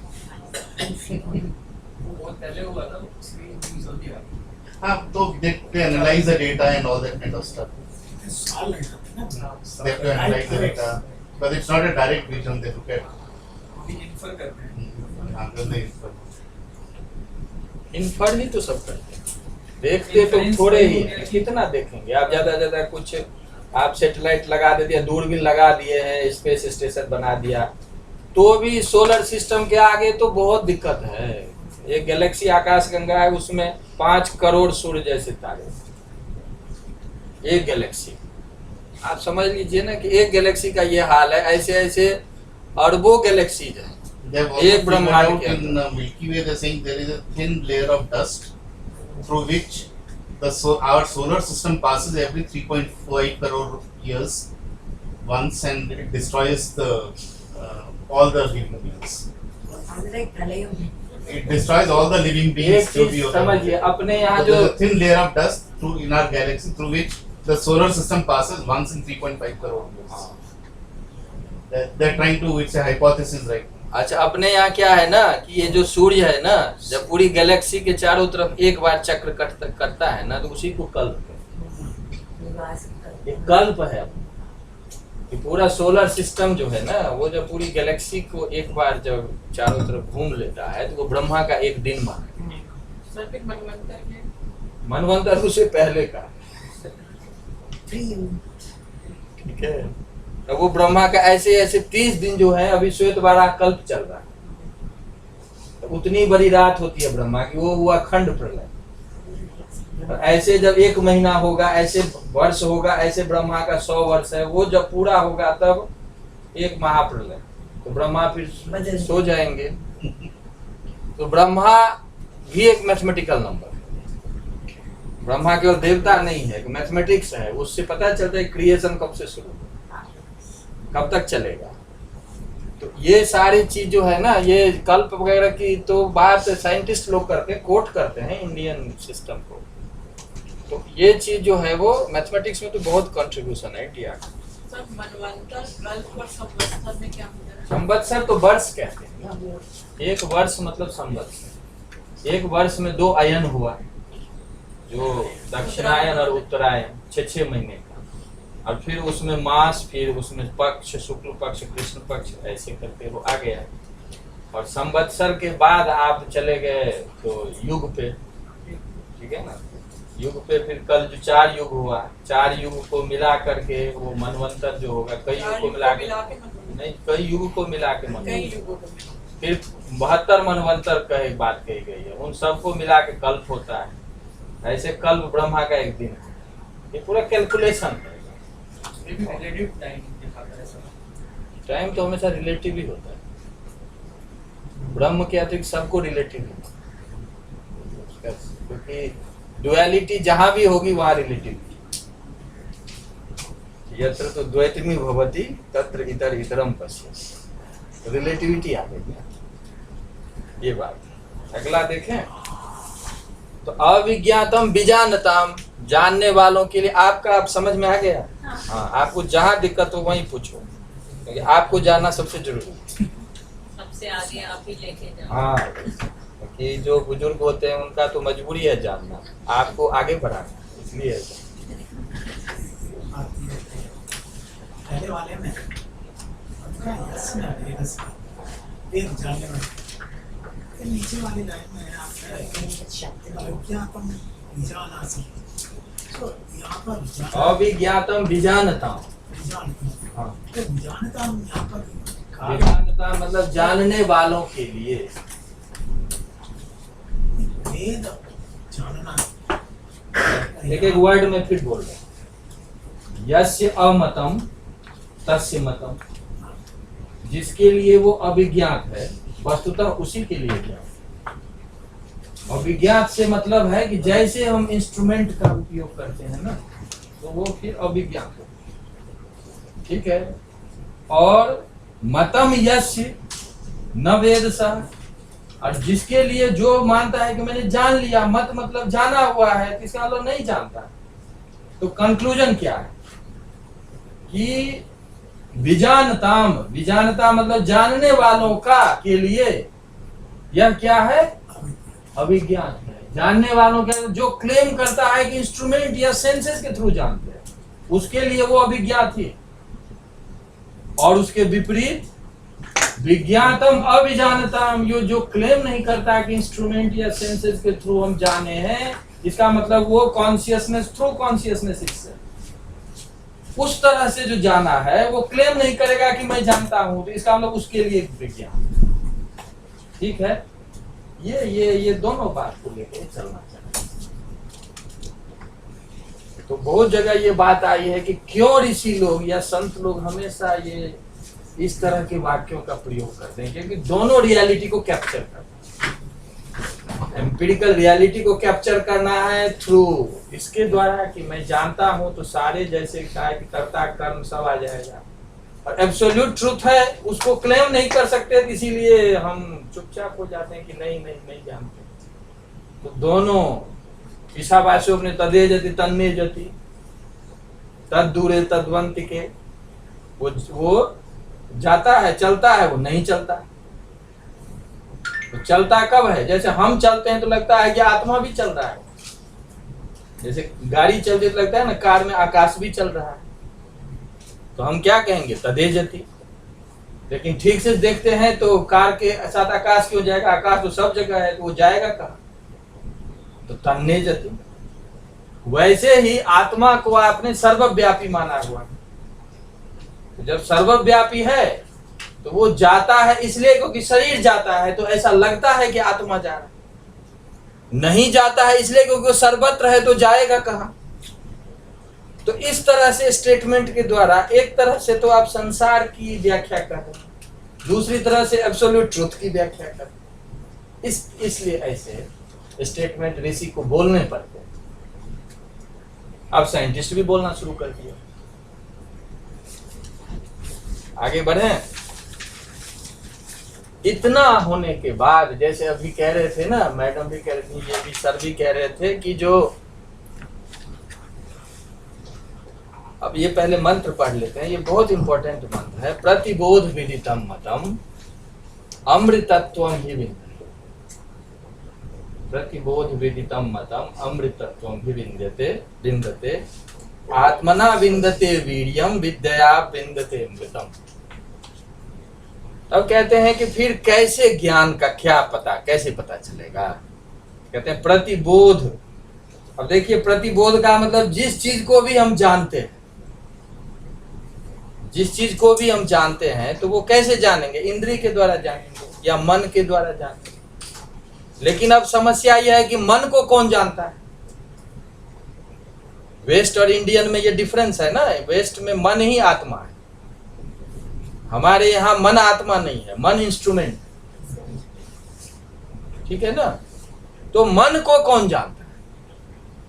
तो कहते हैं कि आप जब जानते हैं किसी चीज को तो आपको धीरे धीरे पता चलेगा कि आंख से जानते हैं, आंख के पीछे मन है इन्वॉल्व, इसलिए जानते हैं। तो मन को कौन जानता है?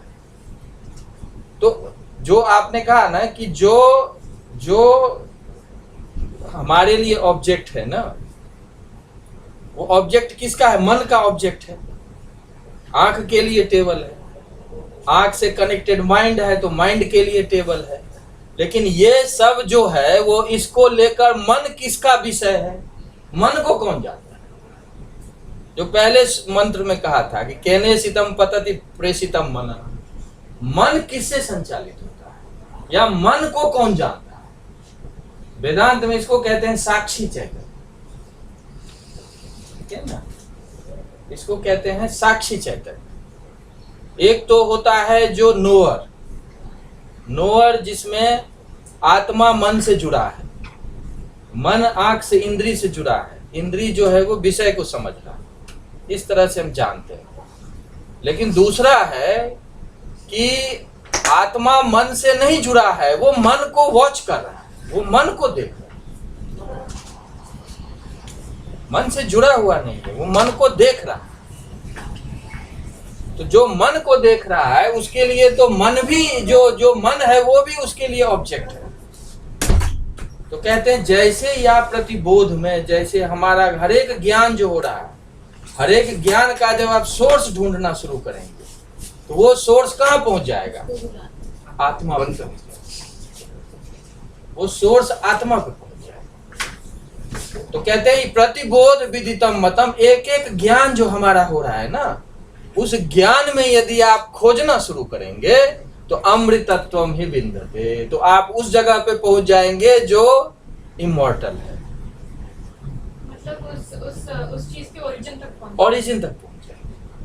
क्योंकि आप वो पहली क्लास में नहीं थे ना, आप इस टेक्स्ट का पहला मंत्र आप पढ़ोगी ना, तो पहला क्वेश्चन यही है कि वो ओरिजिनल चीज क्या है जो माइंड को कंट्रोल करे, जिसके द्वारा माइंड फंक्शनल है, जिसके द्वारा हमारे सेंसेस फंक्शनल, जिसके द्वारा हमारे जो बॉडी के एयर है वो प्रॉपर्ली काम कर रहा है, वो क्या चीज है? उसी का ये सारा आंसर है। तो प्रतिबोध विदितम मतम, यदि आपका जो ज्ञान हो रहा है वो उस ज्ञान का यदि आप एनालिसिस करना शुरू करेंगे तो विषय से इंद्री पे, इंद्री से मन पे, मन को कौन कंट्रोल कर रहा है, तो आप उस स्टेज पे पहुंच जाएंगे जो इमॉर्टल है। उसके अतिरिक्त सब मॉर्टल है, उसके अतिरिक्त सब मरणशील है, बदलने वाली चीज है। लेकिन जो सोर्स है, जो उस दिन बात अच्छी हो रही थी ना, सर कह रहे थे कि वो ऐसा एनर्जी का रूप है जो कभी एग्जॉस्ट नहीं करता, जो सबको एनर्जी सप्लाई करते हुए कभी भी एग्जॉस्ट नहीं करता। इसीलिए उसका नाम हमने दिया है अमृत, इसीलिए उसका नाम हमने इमॉर्टल दिया, इसीलिए वो अनंत है, इसीलिए वो सत्य का मतलब बदलने वाला नहीं।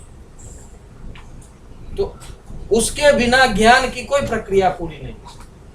तो अब ये सबसे बड़ी साधना का विषय है ना, आपको कुछ नहीं करना है, आप सिर्फ को इतना एनालाइज करना है कि मैं जो जान रहा हूं टेबल को, इसका सोर्स क्या है। आंख को कौन कंट्रोल कर रहा है? मन को कौन कंट्रोल कर रहा है? जो सबको कंट्रोल कर रहा है, सबको एनर्जाइज कर रहा है, वो वस्तुतः मैं हूं। और वो जो मैं है वो फ्रेगमेंटेड नहीं, वो जो मैं है वो सत्यम ज्ञान अनंतम ब्रह्म जिसको कहा है कि वो है। मैं उसको जब जानते हैं, जब मैं, तो मैं के रूप में जब वो आता है उसका विराट रूप, तो फिर उसमें मन, इंद्रिय, विषय सब वही हो जाता है। तो इसलिए इसमें सबसे अच्छा ये बताया है कि प्रतिबोध विदितम मतम, हमें हर एक ज्ञान जो हो रहा है, हमें उसका विश्लेषण करना चाहिए कि कहाँ से ये ज्ञान। तो आप क्या पाएंगे? अमृतत्वम ही विन्दते, आप उस जगह पे पहुंच जाएंगे जो इमॉर्टल है। तो आपको लगने लगेगा कि मैं जो अभी क्लेम कर रहा हूं कि मैं शरीर हूं, मैं इंद्रिय हूं, वो मन हूं, वो आप नहीं है, आप कुछ इससे अलग हैं, और आप जो हैं वो सब वही है। तो फिर इमॉर्टल हो गए आप। तो दो ही तो स्थिति है ना। जब हमारे ऋषि क्या कहते हैं कि जब हम अपने को आत्मा मानते हैं तो हम इमॉर्टल हो जाते हैं, और जब आत्मा से अलग मानते हैं तो मॉर्टल हो जाते हैं। अब आपके पास ऑप्शन है, जो माने। जब कोई शरीर को अपना मानता है, इंद्रिय, मन, बुद्धि को अपना मानता है, तो वो मरने से डरता है। जब कोई आत्मा को अपना मानता है तो वो मरने से नहीं डरता है, क्योंकि वो कभी मरता ही नहीं। कृष्ण पूरी गीता में अर्जुन को यही तो समझा रहे हैं ना कि किसको मार रहे हो? भीष्म कभी मरेंगे? जो भीष्म का वास्तविक रूप है वो कभी मरता नहीं। और जिसको आप भीष्म समझते हो वो तो एक न एक दिन मरेगा ही, क्योंकि वो शरीर है, वो इंद्रिय है, वो मन है, वो बुद्धि है। तो इसलिए जो कहते हैं न हन्यते हन्यमाने शरीरे, जो कहते हैं जो वो उसको न कोई मार सकता है न वो मरता है। क्यों नहीं मरता है? क्योंकि वो अमृत है, वो अपरिवर्तनशील है, वो अनंत है। वो जो अनंत है वही आपके प्रत्येक ज्ञान को कंट्रोल, वही आपके प्रत्येक ज्ञान का कारण है, मूल कारण है। इसलिए आप यदि अपने प्रत्येक ज्ञान की खोज में लग जाएं तो आपको पता चलेगा कि जो उपलब्ध हो रहा है वो अमृत है, वही इनफाइनाइट है, वही इमॉर्टल है। तो अमृतत्वम ही विन्दते। तो फिर कैसे क्या करें? आत्मना विन्दते वीर्यम। कहते शक्ति भी दो तरह की होती है, सामर्थ्य भी हमारा दो तरह का होता है। एक सामर्थ्य जो है वो हम जो वर्ल्डली अचीवमेंट के थ्रू जुटाते हैं। हमें नौकरी मिल गई, पैसे हो गए, घर हो गया, गाड़ी हो गई, तो हमको लगता है जैसे हम पावरफुल होते जा रहे हैं। तो ये पावर जब बढ़ता है तो हम संसार की बहुत सारी चीजें करने में समर्थ हो जाते हैं। लेकिन कहते हैं इस पावर से वो ज्ञान नहीं होता, ये लिमिटेड पावर। तो इसलिए एक बहुत प्रसिद्ध है, नायमात्मा बलहीन न लभ्य। आत्मज्ञान बलहीन व्यक्ति के द्वारा नहीं होता। इसका मतलब आत्मज्ञान के लिए वैसा सामर्थ्य भी चाहिए।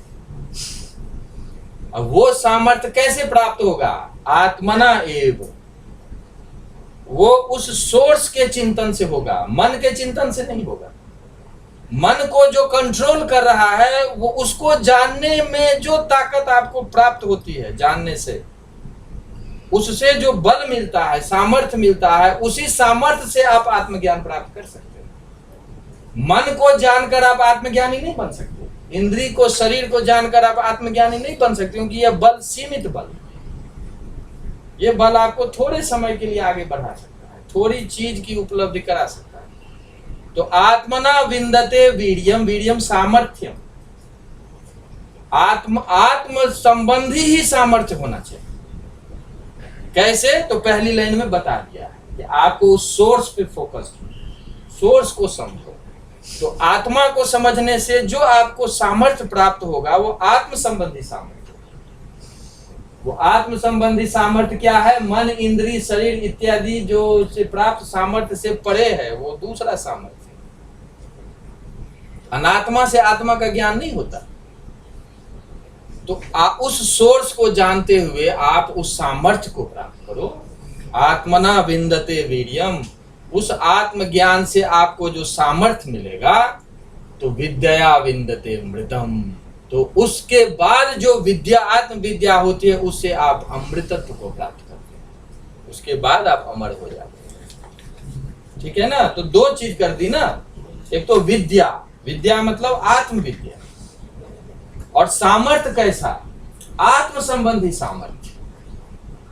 कोई कह देगा कि मैं इतना यज्ञ करा लिया, मैं इतना दान दे दिया, ये सब आत्मज्ञान के लिए कुछ नहीं है, ड्रॉप के समान।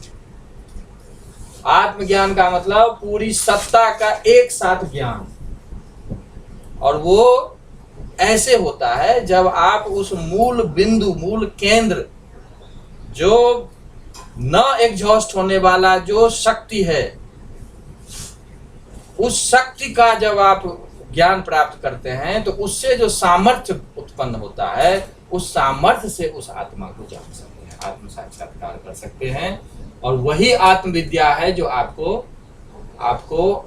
अमर बना सकता है, अमृत बना सकता है। ये इस मंत्र का तात्पर्य है। अब बताएं इसमें किसी को कोई डिस्कशन।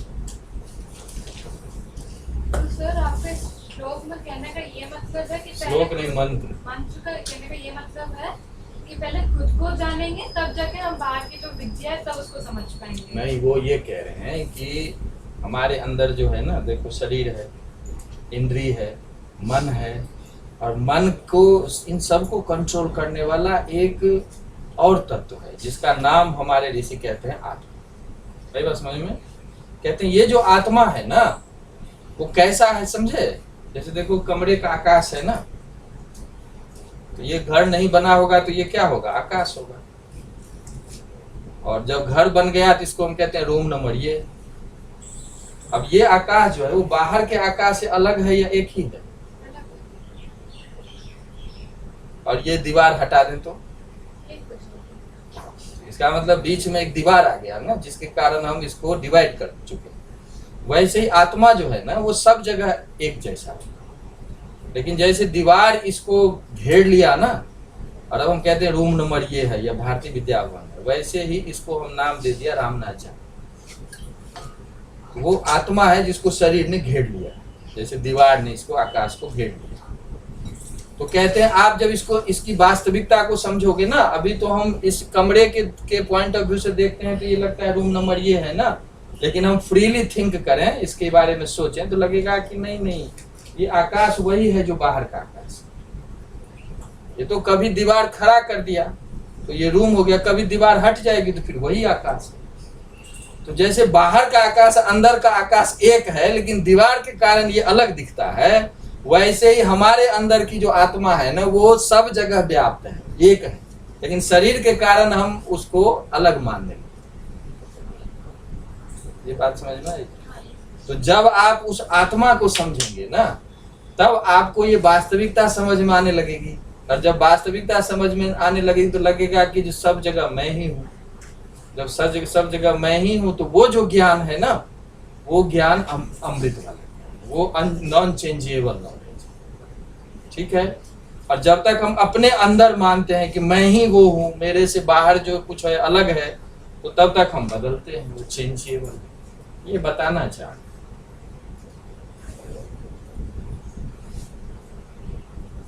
ये कुछ समझ में आया? और आएगा धीरे धीरे। देखिए सबसे अच्छा उदाहरण इसी का देते हैं, आकाश। आकाशवत् सर्वगतस्य नित्यम्। जैसे देखो ना, एक कोई चीज ले लो, मग ले लो, मग के अंदर भी आकाश है ना। अब वो मग वहां से यहाँ हटा दो तो वो उसका आकाश तो इधर आ गया, फिर वहां आकाश दूसरा दिखाई देने लगा।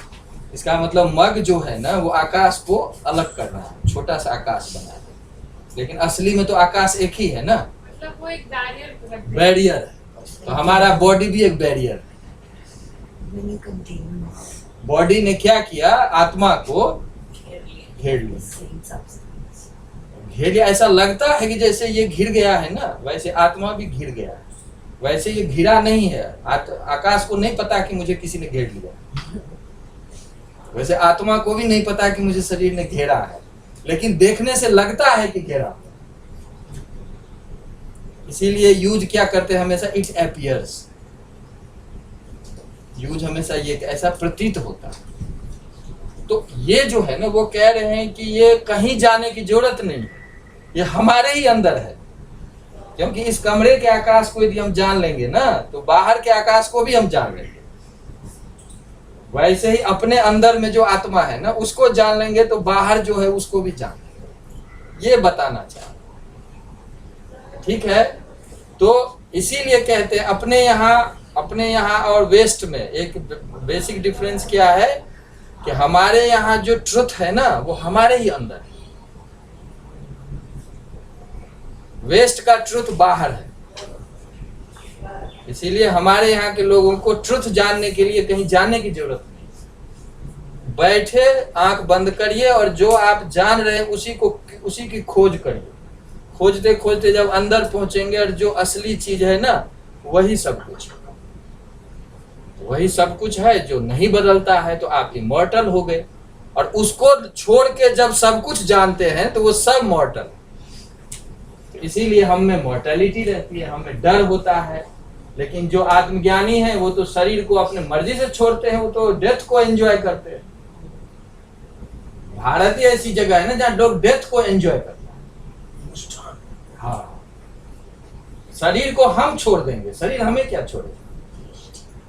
क्यों? क्योंकि हम शरीर नहीं है, हम जो है वो बदलता नहीं। तो दो भागों में हमारे शरीर को बांट दिया ना, एक भाग हमारे शरीर में है जो कभी नहीं बदलता, जिसका नाम आत्मा, और आत्मा को छोड़कर जो कुछ भी है वो बदलता है।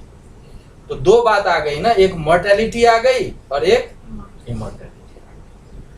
वो दोनों यहीं पे पॉसिबल है। इसीलिए कहते हैं कि जो आप जानते हो ना उसकी खोज करो, अपने ही अंदर खोजो। खोजते खोजते जो अंतिम जगह पे पहुंचोगे वो इमॉर्टल है, असली में आप वही है। तो आगे आगे अगले मंत्र में देखो, अगले मंत्र में इस चीज को, तो आत्मा का ही जो असली रूप है ना वो परमात्मा, नकली रूप है जो शरीर से घिरा हुआ,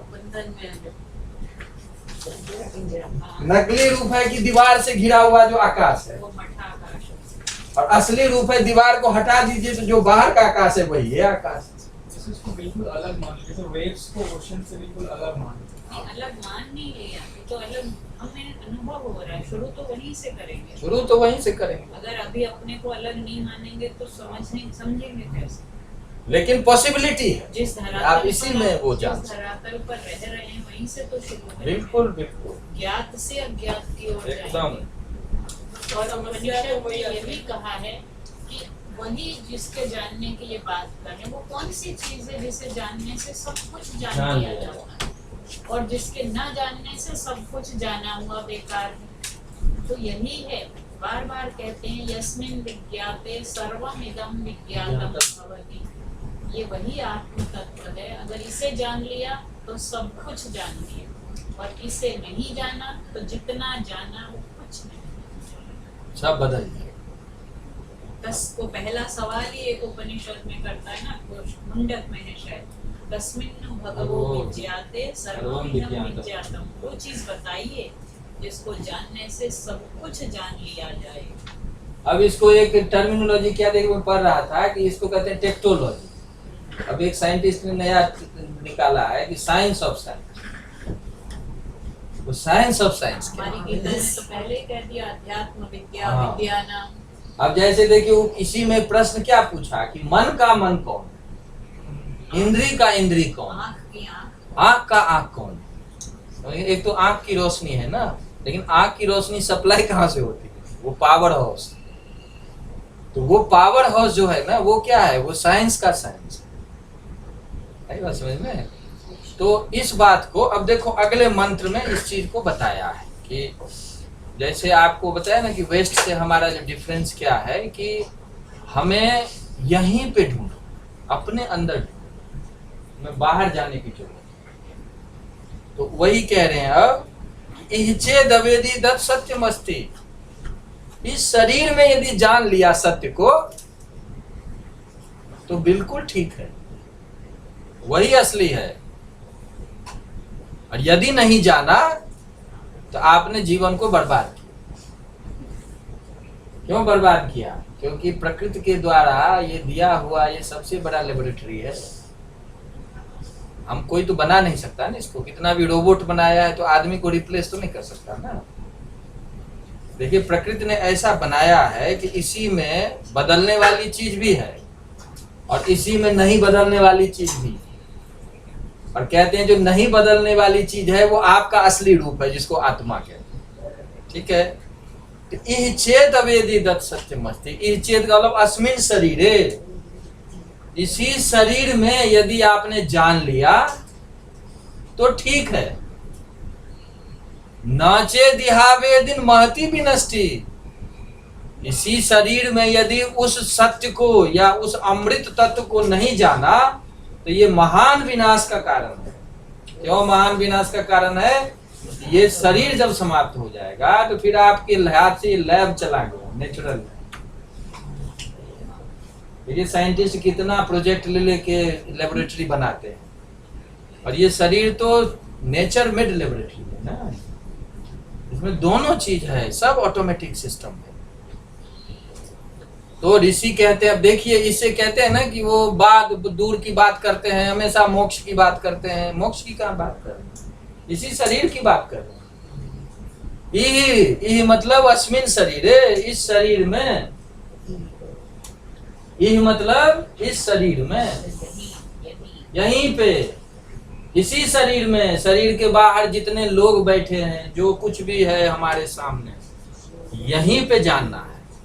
यदि ऐसा जान लिया बहुत अच्छा है, और यदि नहीं जाना तो इसका मतलब आपने प्रकृति के द्वारा दिए हुए इस लैब को बर्बाद कर दिया। नाचे दिहावे दिन, यदि इसी शरीर में या इसी संसार में यदि नहीं जाना उसको तो महान विनाश कर दिया, आपने सब चीज को बर्बाद कर दिया। जो प्रकृति ने आपको एक चीज दी थी कि आप इसके द्वारा दोनों को जानो, संसार को भी जानो और संसार का जो कारण है उसको भी जानो, शरीर इंद्रिय मन बुद्धि को भी जानो, लेकिन इनका जो मूल कारण है उसको भी जानो।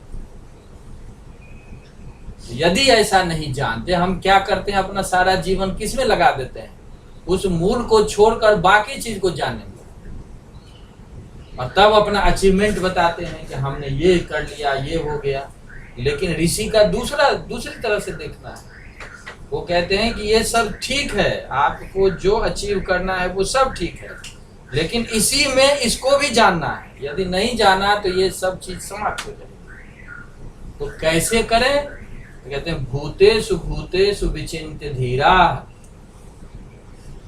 कहते हैं देखिए जैसे आप जानते हैं ना ज्ञान होता है, तो आपके अंदर भी सोर्स है जिसके थ्रू ज्ञान होता है, हमारे अंदर भी सोर्स है जिसके थ्रू ज्ञान, सबके अंदर सोर्स है जिसके थ्रू ज्ञान होता है। ये जो टेबल चेयर है, इसका भी अब देखिए वैज्ञानिक ढूंढते ढूंढते को पता चलता है कि वो भी वही है। तो ये तो जड़ की समस्या का क्या समझ, जड़ है नहीं ना, जगदीश चंद्र बोस ने तो कह दिया था ना 1901 ईस्वी। उपनिषद तो नहीं क्या करे, जो जगदीश चंद्र बोस ने कहा वो उपनिषद को ही कोट कर दिया। जगदीश चंद्र बोस ने 1901 ईस्वी में ब्रैडफोर्ड लंदन में एक्सपेरिमेंट किया ना 3 चीज पे, मसल, मेटल एंड प्लांट। एक तो मेटल तो बिल्कुल जड़ हो गया, मसल मतलब आदमी हो गया, और प्लांट मतलब पेड़ पौधे हो गए। उन्होंने कहा तीनों चीज में दिया है कि तीनों में फैटिगनेस है, तीनों थकता है, तीनों को रिफ्रेश होने की जरूरत होती है, तीनों यदि रेस्ट लेता है तो एनर्जाइज फील करता है। इसके बाद वो लाइन लिखते हैं कि कोई ऐसा डिमार्केशन लाइन नहीं है जो ये तय करे कि क्या चेतन है क्या अचेतन, और कहते हैं this is not the new thing, this has been proclaimed by Upanishadic seers. ये स्टेटमेंट वहां कोट करते हैं। मेटल में फटीग होता है, एयरक्राफ्ट्स का साइंटिस्ट से दैट हाँ, एयरक्राफ्ट को आप 500 घंटे चलाएंगे तो क्रैश कर जाएगा। हाँ, अब उसको आप यदि रेस्ट देंगे ना तो री एनर्जाइज, ऐसे सब में होता है। तो जगदीश चंद्र बोस का कहना है कि कोई ऐसी रेखा नहीं खींच सकते कि ये जीवित है ये नहीं जीवित है, ये अलाइव है और ये नॉन अलाइव, ऐसा कुछ नहीं है। ये तो हमारे इंद्रिय के द्वारा जो दिखता है ना, अभी इंद्रिय के द्वारा दिख रहा है कि टेबल रेस्पॉन्ड नहीं कर रहा, तो हम मान लेते हैं कि ये डेड है। लेकिन वो डेड नहीं है, उसमें इतना डेवलपमेंट नहीं नेचर ने किया है कि आपको रिस्पॉन्ड, लेकिन वो माइन्यूट लेवल पे, सटल लेवल पे रिस्पॉन्ड करता है। अब प्लांट को क्या समझ, जो वेस्ट का जो नॉलेज है उसमें क्या है, ह्यूमन बीइंग के अतिरिक्त तो सबको वो डेड मानते हैं, नॉन कॉन्शियस बीइंग मानते हैं, वो आज भी मानते हैं। इसीलिए जगदीश चंद्र बोस को लंदन में क्यों करना पड़ा एक्सपेरिमेंट, क्योंकि उन्हीं को बताना था कि देखिए प्लांट में भी फीलिंग है, प्लांट में भी कॉन्शियसनेस है, प्लांट में भी लाइफ है। ये जो वल्लभ वेदांत में आविर्भाव और तिरोभाव की बात है कि हम में चैतन्य आविर्भूत है और टेबल में चैतन्य आविर्भूत नहीं, कम आविर्भूत, तिरोभूत है बस। तिरोभूत, अभी हमसे कम एनिमल में है, पेड़ों के लिए हमसे कम, उससे कम प्लांट में है, उससे कम दूसरी चीज में है, लेकिन सब में वही।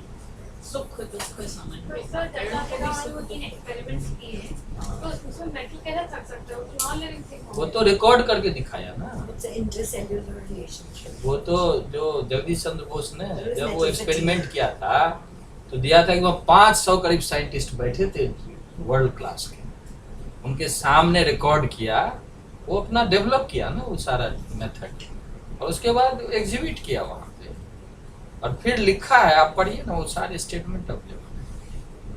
तो इसे बाद में ये लिखा कि हम जो एक्सपेरिमेंट आपके सामने हमने जो किया है वो कोई नई चीज नहीं है, उपनिषद के ऋषियों ने हजारों साल पहले कहा है, सर्वम खलुदम ब्रह्म, there is singular consciousness everywhere. ये लाइन लिखा है, आप समझ रहे ना। तो इसीलिए अब देखिए 3 चीज पे है, प्लांट, मेटल और मसल, 3 वर्ड यूज किया उन्होंने। तो इसका मतलब सब जगह चेतना है, सब जगह चेतना है, कहीं वो रिस्पॉन्ड कर रहा है ठीक से, कहीं कम कर रहा है, कहीं हमें नहीं, सेंस ऑर्गन के थ्रू हम उसको नहीं ग्रास्प कर रहे। हमारे सेंस ऑर्गन की जो कमी है उसको हम टेबल पे इंपोज कर रहे हैं। अब ये हम कह देंगे कि आंख से दिखता है, इसके बाद कोई दुनिया में है ही नहीं, तो ये तो नहीं होगा ना, क्योंकि आंख की सीमा है, वो वहीं तक देख सकता है। वो जो जिस तरह से रेस्पॉन्स कर रहा है हम नहीं उसको कैच कर पा रहे। तो इस तरह से बात है। तो इसीलिए ऋषि कहते हैं इसको भूतेषु विचिन्त्य धीरा। जो कुछ भी हमारे सामने है, वो मनुष्य हो, पशु हो, पक्षी हो, जो कुछ भी जिसको आप कहते हैं कि ये जड़ है, वो सब हो, ये सब भूत है।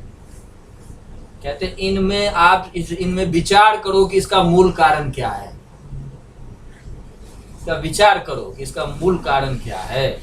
और यदि आप विचार करते करते उस मूल कारण तक पहुंच गए तो प्रेत्यास्मालोकादमृता भवन्ति, तो फिर आप वहीं अमृत पे पहुंच जाओगे। प्रेत्य का 2 अर्थ दिया है मूल रूप से, कि आपका जो अहंकार है ना, अहंकार का मतलब क्या है, हमें कन्फाइन करता है। अहंकार का मतलब हमें सीमित बनाता है।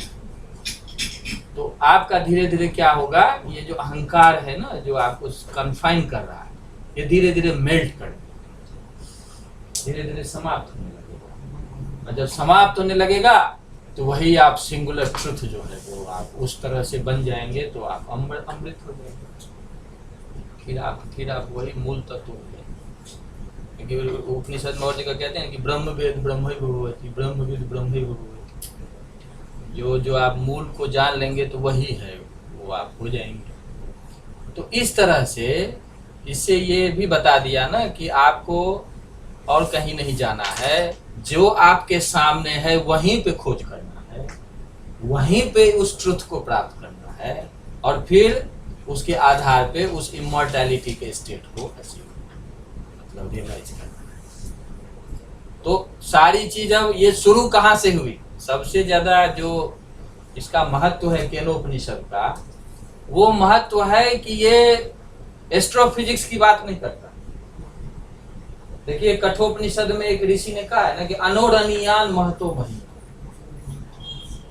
आत्मा जो है वो महान से भी महान है और अणु से भी अणु।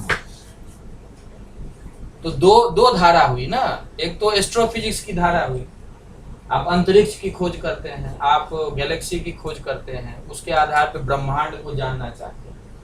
दूसरा क्या हुआ, अनोरणीयान, नाम क्वांटम फिजिक्स पे पहुंच गए कि एटम है तो फिर सब पार्टिकल है, तो सब पार्टिकल क्वार्क है, तो क्वार्क के बाद एनर्जी का वो मैनिफेस्टेशन है।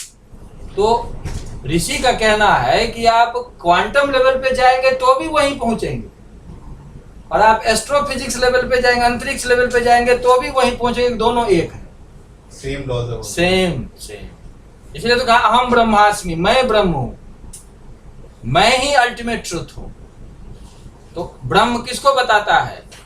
एस्ट्रोफिजिक्स का जो एरिया है, सर्वव्यापक जो है, उस स्थिति को जानना चाहते हैं। और क्वांटम किसको बताता है? कि जहां आप हैं वहीं सूक्ष्म से सूक्ष्मतम स्थिति तक वो जानना चाह रहा है। वैज्ञानिक और जो हमारे ऋषि कहते हैं कि जो सूक्ष्म स्तर पे भी मिलेगा वही ब्रह्मांड स्तर पे भी वही है, दोनों एक है। तो ब्रह्मांड में हम क्यों जाएं?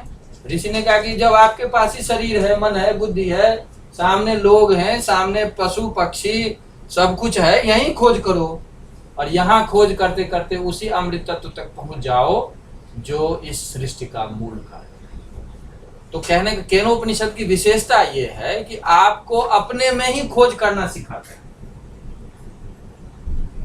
सबके लिए सुलभ है नहीं है कि कैसे मन आपका काम कर रहा है, कैसे इंद्रिय कर रहा है। अब इसी क्वेश्चन को लिया, लेते लेते सारा एक्सप्लेन करना शुरू किया, फिर कहता है जो मन का मन है, जो इंद्रिय का इंद्रिय है, होते होते अब कह रहे हैं कि आपको जो ज्ञान होता है वो ज्ञान का सोर्स कहाँ है वो ढूंढना शुरू करो। सोर्स जब ढूंढ लोगे तो आप वही इमॉर्टैलिटी के स्टेट में पहुंच जाओगे। वो कहाँ ढूंढना है? अपने में ढूंढना है, दूसरे लोग जो है उनमें ढूंढना है, पेड़ पौधे पशु पक्षी जो जड़ चेतन सब में ढूंढना है। तो जो सबका जो मूल कारण है वो अमृत है, और जो उसके अतिरिक्त है वो मृत है। तो ये चीज जो है वो बताना चाह रहे हैं। और ये इसीलिए ये जो एपिस्टेमोलॉजी का या जो कॉग्निटिव प्रोसेस है या साइकोलॉजी का दुनिया का पहला टेक्स्ट है, जो इस तरह से आपको जो एक्सप्लोर करना सिखाता है कि कैसे हम जो संसार है, जो हम हैं, जो शरीर इंद्रिय मन बुद्धि है, उसके द्वारा ही उसी में रहते हुए अल्टीमेट तक पहुंचे।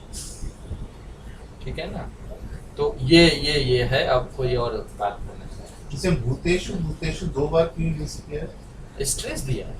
अच्छा, या जब तो वो- प्रति लगाते चल या प्रति लगाते कि हर प्राणी में, जैसे प्रतिबोध में पहले लगाया जैसे ना, प्रतिबोध कहा ना, तो इसका मतलब है हर एक ज्ञान, बोधम बोधम प्रति। जैसे आपको अभी ज्ञान हुआ, 5 मिनट के बाद फिर ज्ञान होगा, 10 मिनट के बाद फिर ज्ञान होगा। हर एक ज्ञान का को खोजिए सोर्स क्या है। जो सोर्स है वही इमॉर्टल। ठीक है? और दूसरा ऐसे ही भूत में जैसे अपना शरीर है, दूसरा है, तीसरा है, चौथा है, आप सब में खोजिएगा तो वही एक तत्व मिलेगा। अब वो तत्व जो है उसी को सबको जानना चाहिए। स आत्मा स विज्ञेय। मांडुक्योपनिषद में कहा है कि स आत्मा वही आत्मा है, उसको सबको जानना चाहिए। क्यों जानना चाहिए? आपको इमॉर्टैलिटी के स्टेट में, यदि आप उसको नहीं जानते हैं तो मॉर्टैलिटी के स्टेट में आते हैं। इसीलिए योग सूत्र में कहा है ना कि जो इस स्थिति में आता है वो एक योग सूत्र है ना, स्वरस बाही विदुषोपि तथा रूढ़ो विनिवेश। जो 5 बताया ना, जो क्लेश 5 प्रकार के क्लेश, अविद्या, अस्मिता, राग, द्वेष और अभिनिवेश। क्लेश मतलब ये 5 चीज दुख देने वाले, अविद्या, अस्मिता, राग, द्वेष और अभिनिवेश। उसमें अभिनिवेश जो है 5वां, वो कहते हैं कि जिस व्यक्ति ने इसका एनालिसिस नहीं किया, इसकी खोज नहीं की शरीर के रहते, और उस इमॉर्टैलिटी के स्टेट को नहीं समझा, तो कहते हैं स्वरस बाही विदुषोपि। वो कितना भी बड़ा विद्वान हो जाए, कितना बड़ा साइंटिस्ट हो जाए, कुछ भी हो जाए, वो मृत्यु के भय से थर थर कांपता रहता है। मृत्यु का नाम सुन के उसकी हालत खराब हो जाती है, क्योंकि आत्मा के अतिरिक्त जो कुछ भी हमारे अंदर है ना, वो बुद्धि है, मन है, इंद्रिय है, शरीर है, कहते हैं स्वरस बाही, इसका स्वभाव ही है मरना। इसका ये नेचुरल चीज है, ये मरना, इसको बदल जाना है। तो यदि आप अपने को मन बुद्धि शरीर इंद्रिय तक रखे हैं तो मरना पड़ेगा। अब मरना पड़ेगा तो फिर डरना पड़ेगा। यदि आपने इसी शरीर में उस स्थिति को प्राप्त कर लिया, उस स्थिति को प्राप्त करने का मतलब इसको इग्नोर करना नहीं है, इसके थ्रू वहां तक पहुंचना।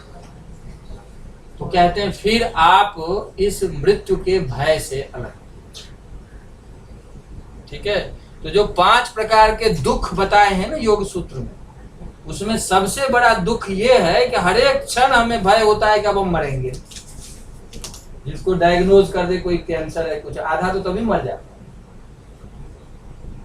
तो ये भारत है जहां इस तरह की खोज की उन्होंने कि आप इसी शरीर में इसी मन बुद्धि का प्रयोग करते हुए आप इमॉर्टैलिटी के स्टेट में भी जा सकते हैं और भय से रहित हो सकते हैं। आनंदम ब्रह्मणो विद्वान, दूसरी जगह ऋषि कहते हैं आनंदम ब्रह्मणो विद्वान न बिभेति कुतश्चन। जो व्यक्ति उसको समझ लेता है उसको फिर किसी से भय नहीं, मृत्यु से भी भय नहीं होता, क्योंकि वो मरता ही नहीं। ठीक है, और जो वो नहीं समझा उसको भय छोड़ नहीं सकता, क्योंकि फिर हर एक बदलने वाली चीज से उसको भय हो। ये बात है, इस तरह की बात यहाँ की है। तो आज हमें लगता है कि इतना ठीक है। आगे हम फिर दूसरे इसका जो अभी स्टोरी एस्पेक्ट आएगा उसको आख्यायिका फिर इसको और अच्छा लगेगा। स्टोरी है तीसरे। इनका स्टाइल क्या है पता है उपनिषद का? पहले ये थियरी बता दी, जैसे आपको सारी बात बता दी, अब इसको कहानी से कहानी से बताएंगे कि देखो जो हमारे अंदर हो रहा है ना, वो कैसे कहानी में लोगों ने ऐसा फील किया। इसको हम कहते हैं आख्यायिका, केस स्टडी। आपके सर की टर्मिनोलॉजी में केस, सर ऐसा नहीं होता मैडम सर ने कह दिया ये केस स्टडी। और हम लोग सोच रहे थे केस स्टडी कहाँ से लाएं।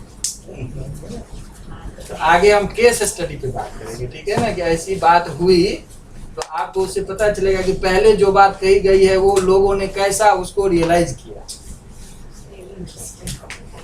ठीक है, अगर जो थोड़ा बहुत भी जान जाता है उसको भी तो भय कम हो जाता है, जो थोड़ा बहुत भी जान मतलब वो अल्टीमेट तक नहीं पहुंचता।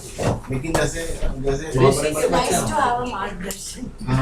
तभी तो क्या कहते हैं कि ये जो संगति है ना, इस संगति को हमेशा रखना चाहिए। इस संगति के रहने में ही आपके 90% भय खत्म हो।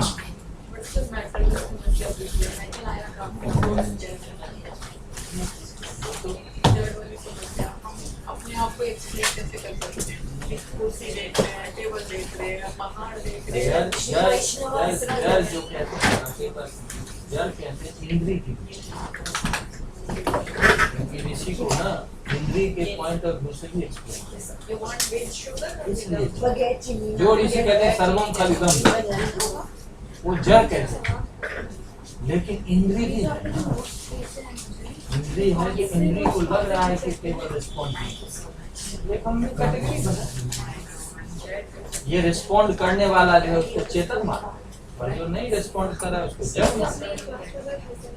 लेकिन जैसे जो ज्ञान बढ़ता जाता है, गहराई में जाता है, तो लगता है ये भी रिस्पॉन्ड अच्छा है, लेकिन तब हम सेंस से बियॉन्ड। ये कौन से नोट्स मार्के टीचर थे तो आपका क्लियर हुआ कि नहीं? ये आँख है, आँख के द्वारा जो हम एनालाइज करते हैं उसका आँख के बाद आगे चले तो ये जड़ नजर आएगी। और जो अपने भगवान को प्राप्त होते हैं आत्मा को जब मन से तो जानना नहीं। मन कितना स्ट्रॉन्ग चाहिए बताइए ना, कि कोई दिन भर लगा हुआ है कल्पना से सांसारिक उपलब्धि के लिए हम आत्मा को उसके लिए साधना भगवान कहते हैं ना धीर व्यक्ति को। धीर का मतलब वो बोलता हूँ सब कुछ आपके सामने हो रहा है फिर भी आप धैर्य बना करके लगे विश्वास सब बीच में समस्या बहुत बड़ी आती है। वो पिछले 2 क्लासेस आई परमात्मा है मुझे भी हाँ चाहिए। सब हम हो जाए कब हो जाए कुछ करते हैं हम वो रह जाएगा Thank you so much. It is so interesting. When you come back, next to next. I definitely look forward to it. That's when you pick up the story aspect. Thank you so much. अब एक प्रश्न है sir, मैंने अपनी चाय ले ली।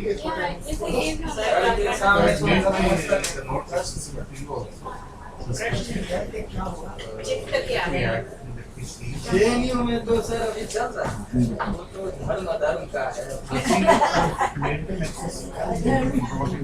धर्म की अंतिम विजय तो होती पूरा महाभारत गांधारी तो यही आशीर्वाद देते कि रोज दुर्योधन है। यदि ऐसा जो है, पहले सब- अब तो ये एवरी डे दुर्योधन आता था पर कभी उसने नहीं कहा विजय माँ ने कभी वैसे नहीं, हमेशा कहती थी तो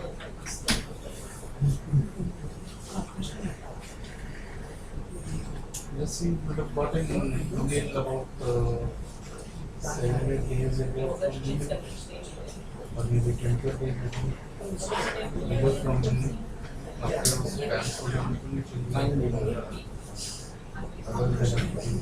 actually removing them and then adding them. So you get another email. Sharing your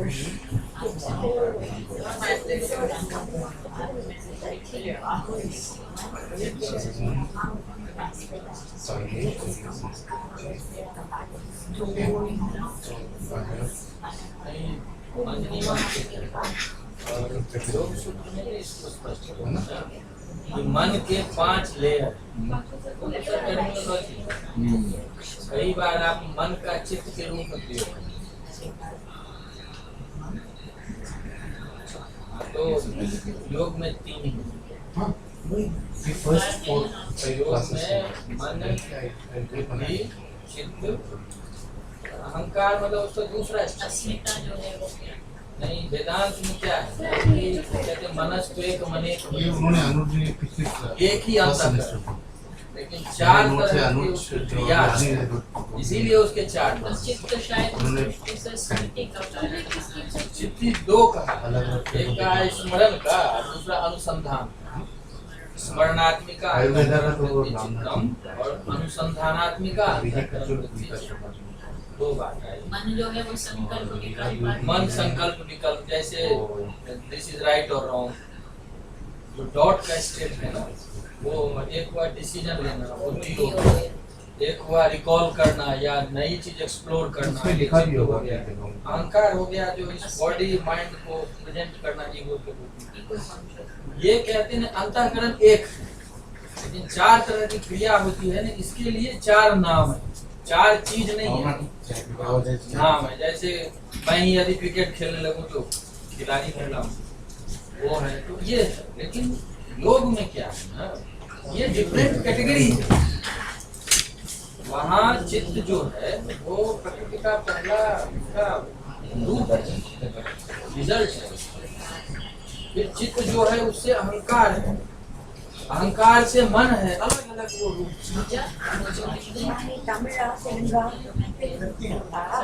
वही आपका मैं जो अभी वहाँ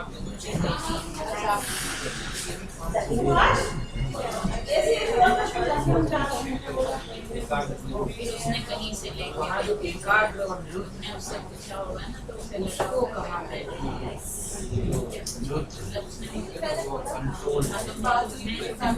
बाकी जो क्षेत्र मूल विकसित ऐसे नहीं कि वो योग पहले आपका नाम you could bring in your father also. Why does he have to go there? He can sit with you. आप भारतीय विद्या भवन की ओर आ रहे हैं? if they are interested. No, it's not that they हाँ are मैं लोकेशन interested, हूँ but, तो वो if they are हाँ around me, I get, वो साइड वाली गली पे आ जाएंगे और You feel more comfortable. के बाद मेन गेट गोलचक्कर पे है बढ़िया मतलब बट उसके पहले आप कौन सी साइड से आ रहे हैं या एक तरफ से या दूसरी तरफ से और निद्रा मतलब जाना आपको है सर्वोदया इंक्लेव और स्मृति दो तरह की यथार्थ ज्ञान His जो first प्रमाण पर class आधारित स्मृति है तो ठीक है, नहीं तो नहीं। आप आ रहे हैं ठीक है इसमें एक बात प्रमाण साइड वाली बचता गली है। में आ जाइए छोटा सा प्रमाण का मतलब जहाँ माइंड कंट्रोल बैठा रूम में कॉग्नाइज करे। मैं तो धूप में काफी राउंड लगाना वो जो पड़ेगा प्रमाण है ना, थैंक यू सो मच उसमें जो प्रत्यक्ष है ना, आगम और अनुमान के योग में सेकंड है। Experience comes for the second time. योग में जो सबसे प्रत्यक्ष जो है वो 4 लेवल, अवितर्क, निर्वितर्क, सविचार, निर्विचार, आनंद और शास्त्र। जैसे प्रत्यक्ष ये है ना, ये हुआ स्थूल प्रत्यक्ष, ये सवितर्क है। लेकिन जब इसका एटॉमिक लेवल पे चले जाएंगे सब पार्टिकल वो सविचार होगा, और जब उसके ईगो स्टेट में जहाँ से जो एनर्जी जो है वो मैनिफेस्ट करता है उस लेवल पे गए तो आनंद हो गए, और जहाँ कॉन्शियसनेस और एनर्जी एक साथ हो जाता है उसके लेयर्स हैं।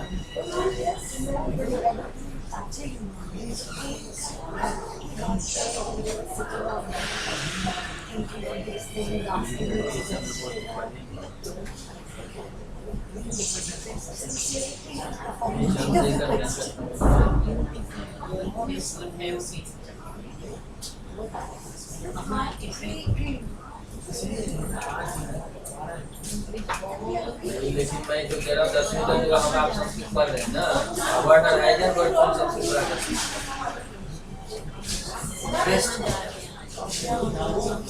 जिज्ञासा जो जिज्ञासा जिसमें होगी ना, आज समझ लीजिए कि क्वांटम फिजिक्स की बात करें तो कई दिन रहा शांति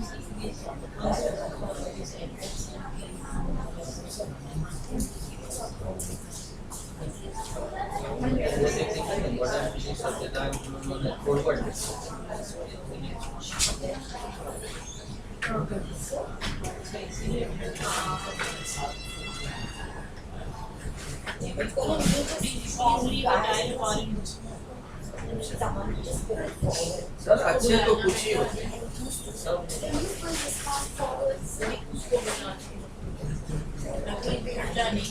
हार्ड लिकर तो बिल्कुल विपरीत वो तो इंडियन नॉलेज सिस्टम को ना फालतू मानो। बेटा ये खिड़की खुली हुई है इसीलिए तो ठंडा नहीं कर रहा। कौन सी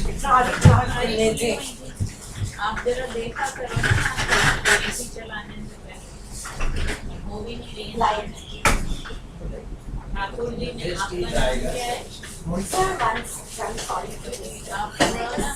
Go in there.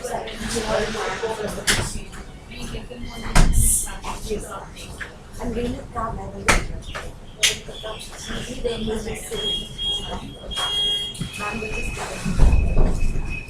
That is the source of all activity. This course was designed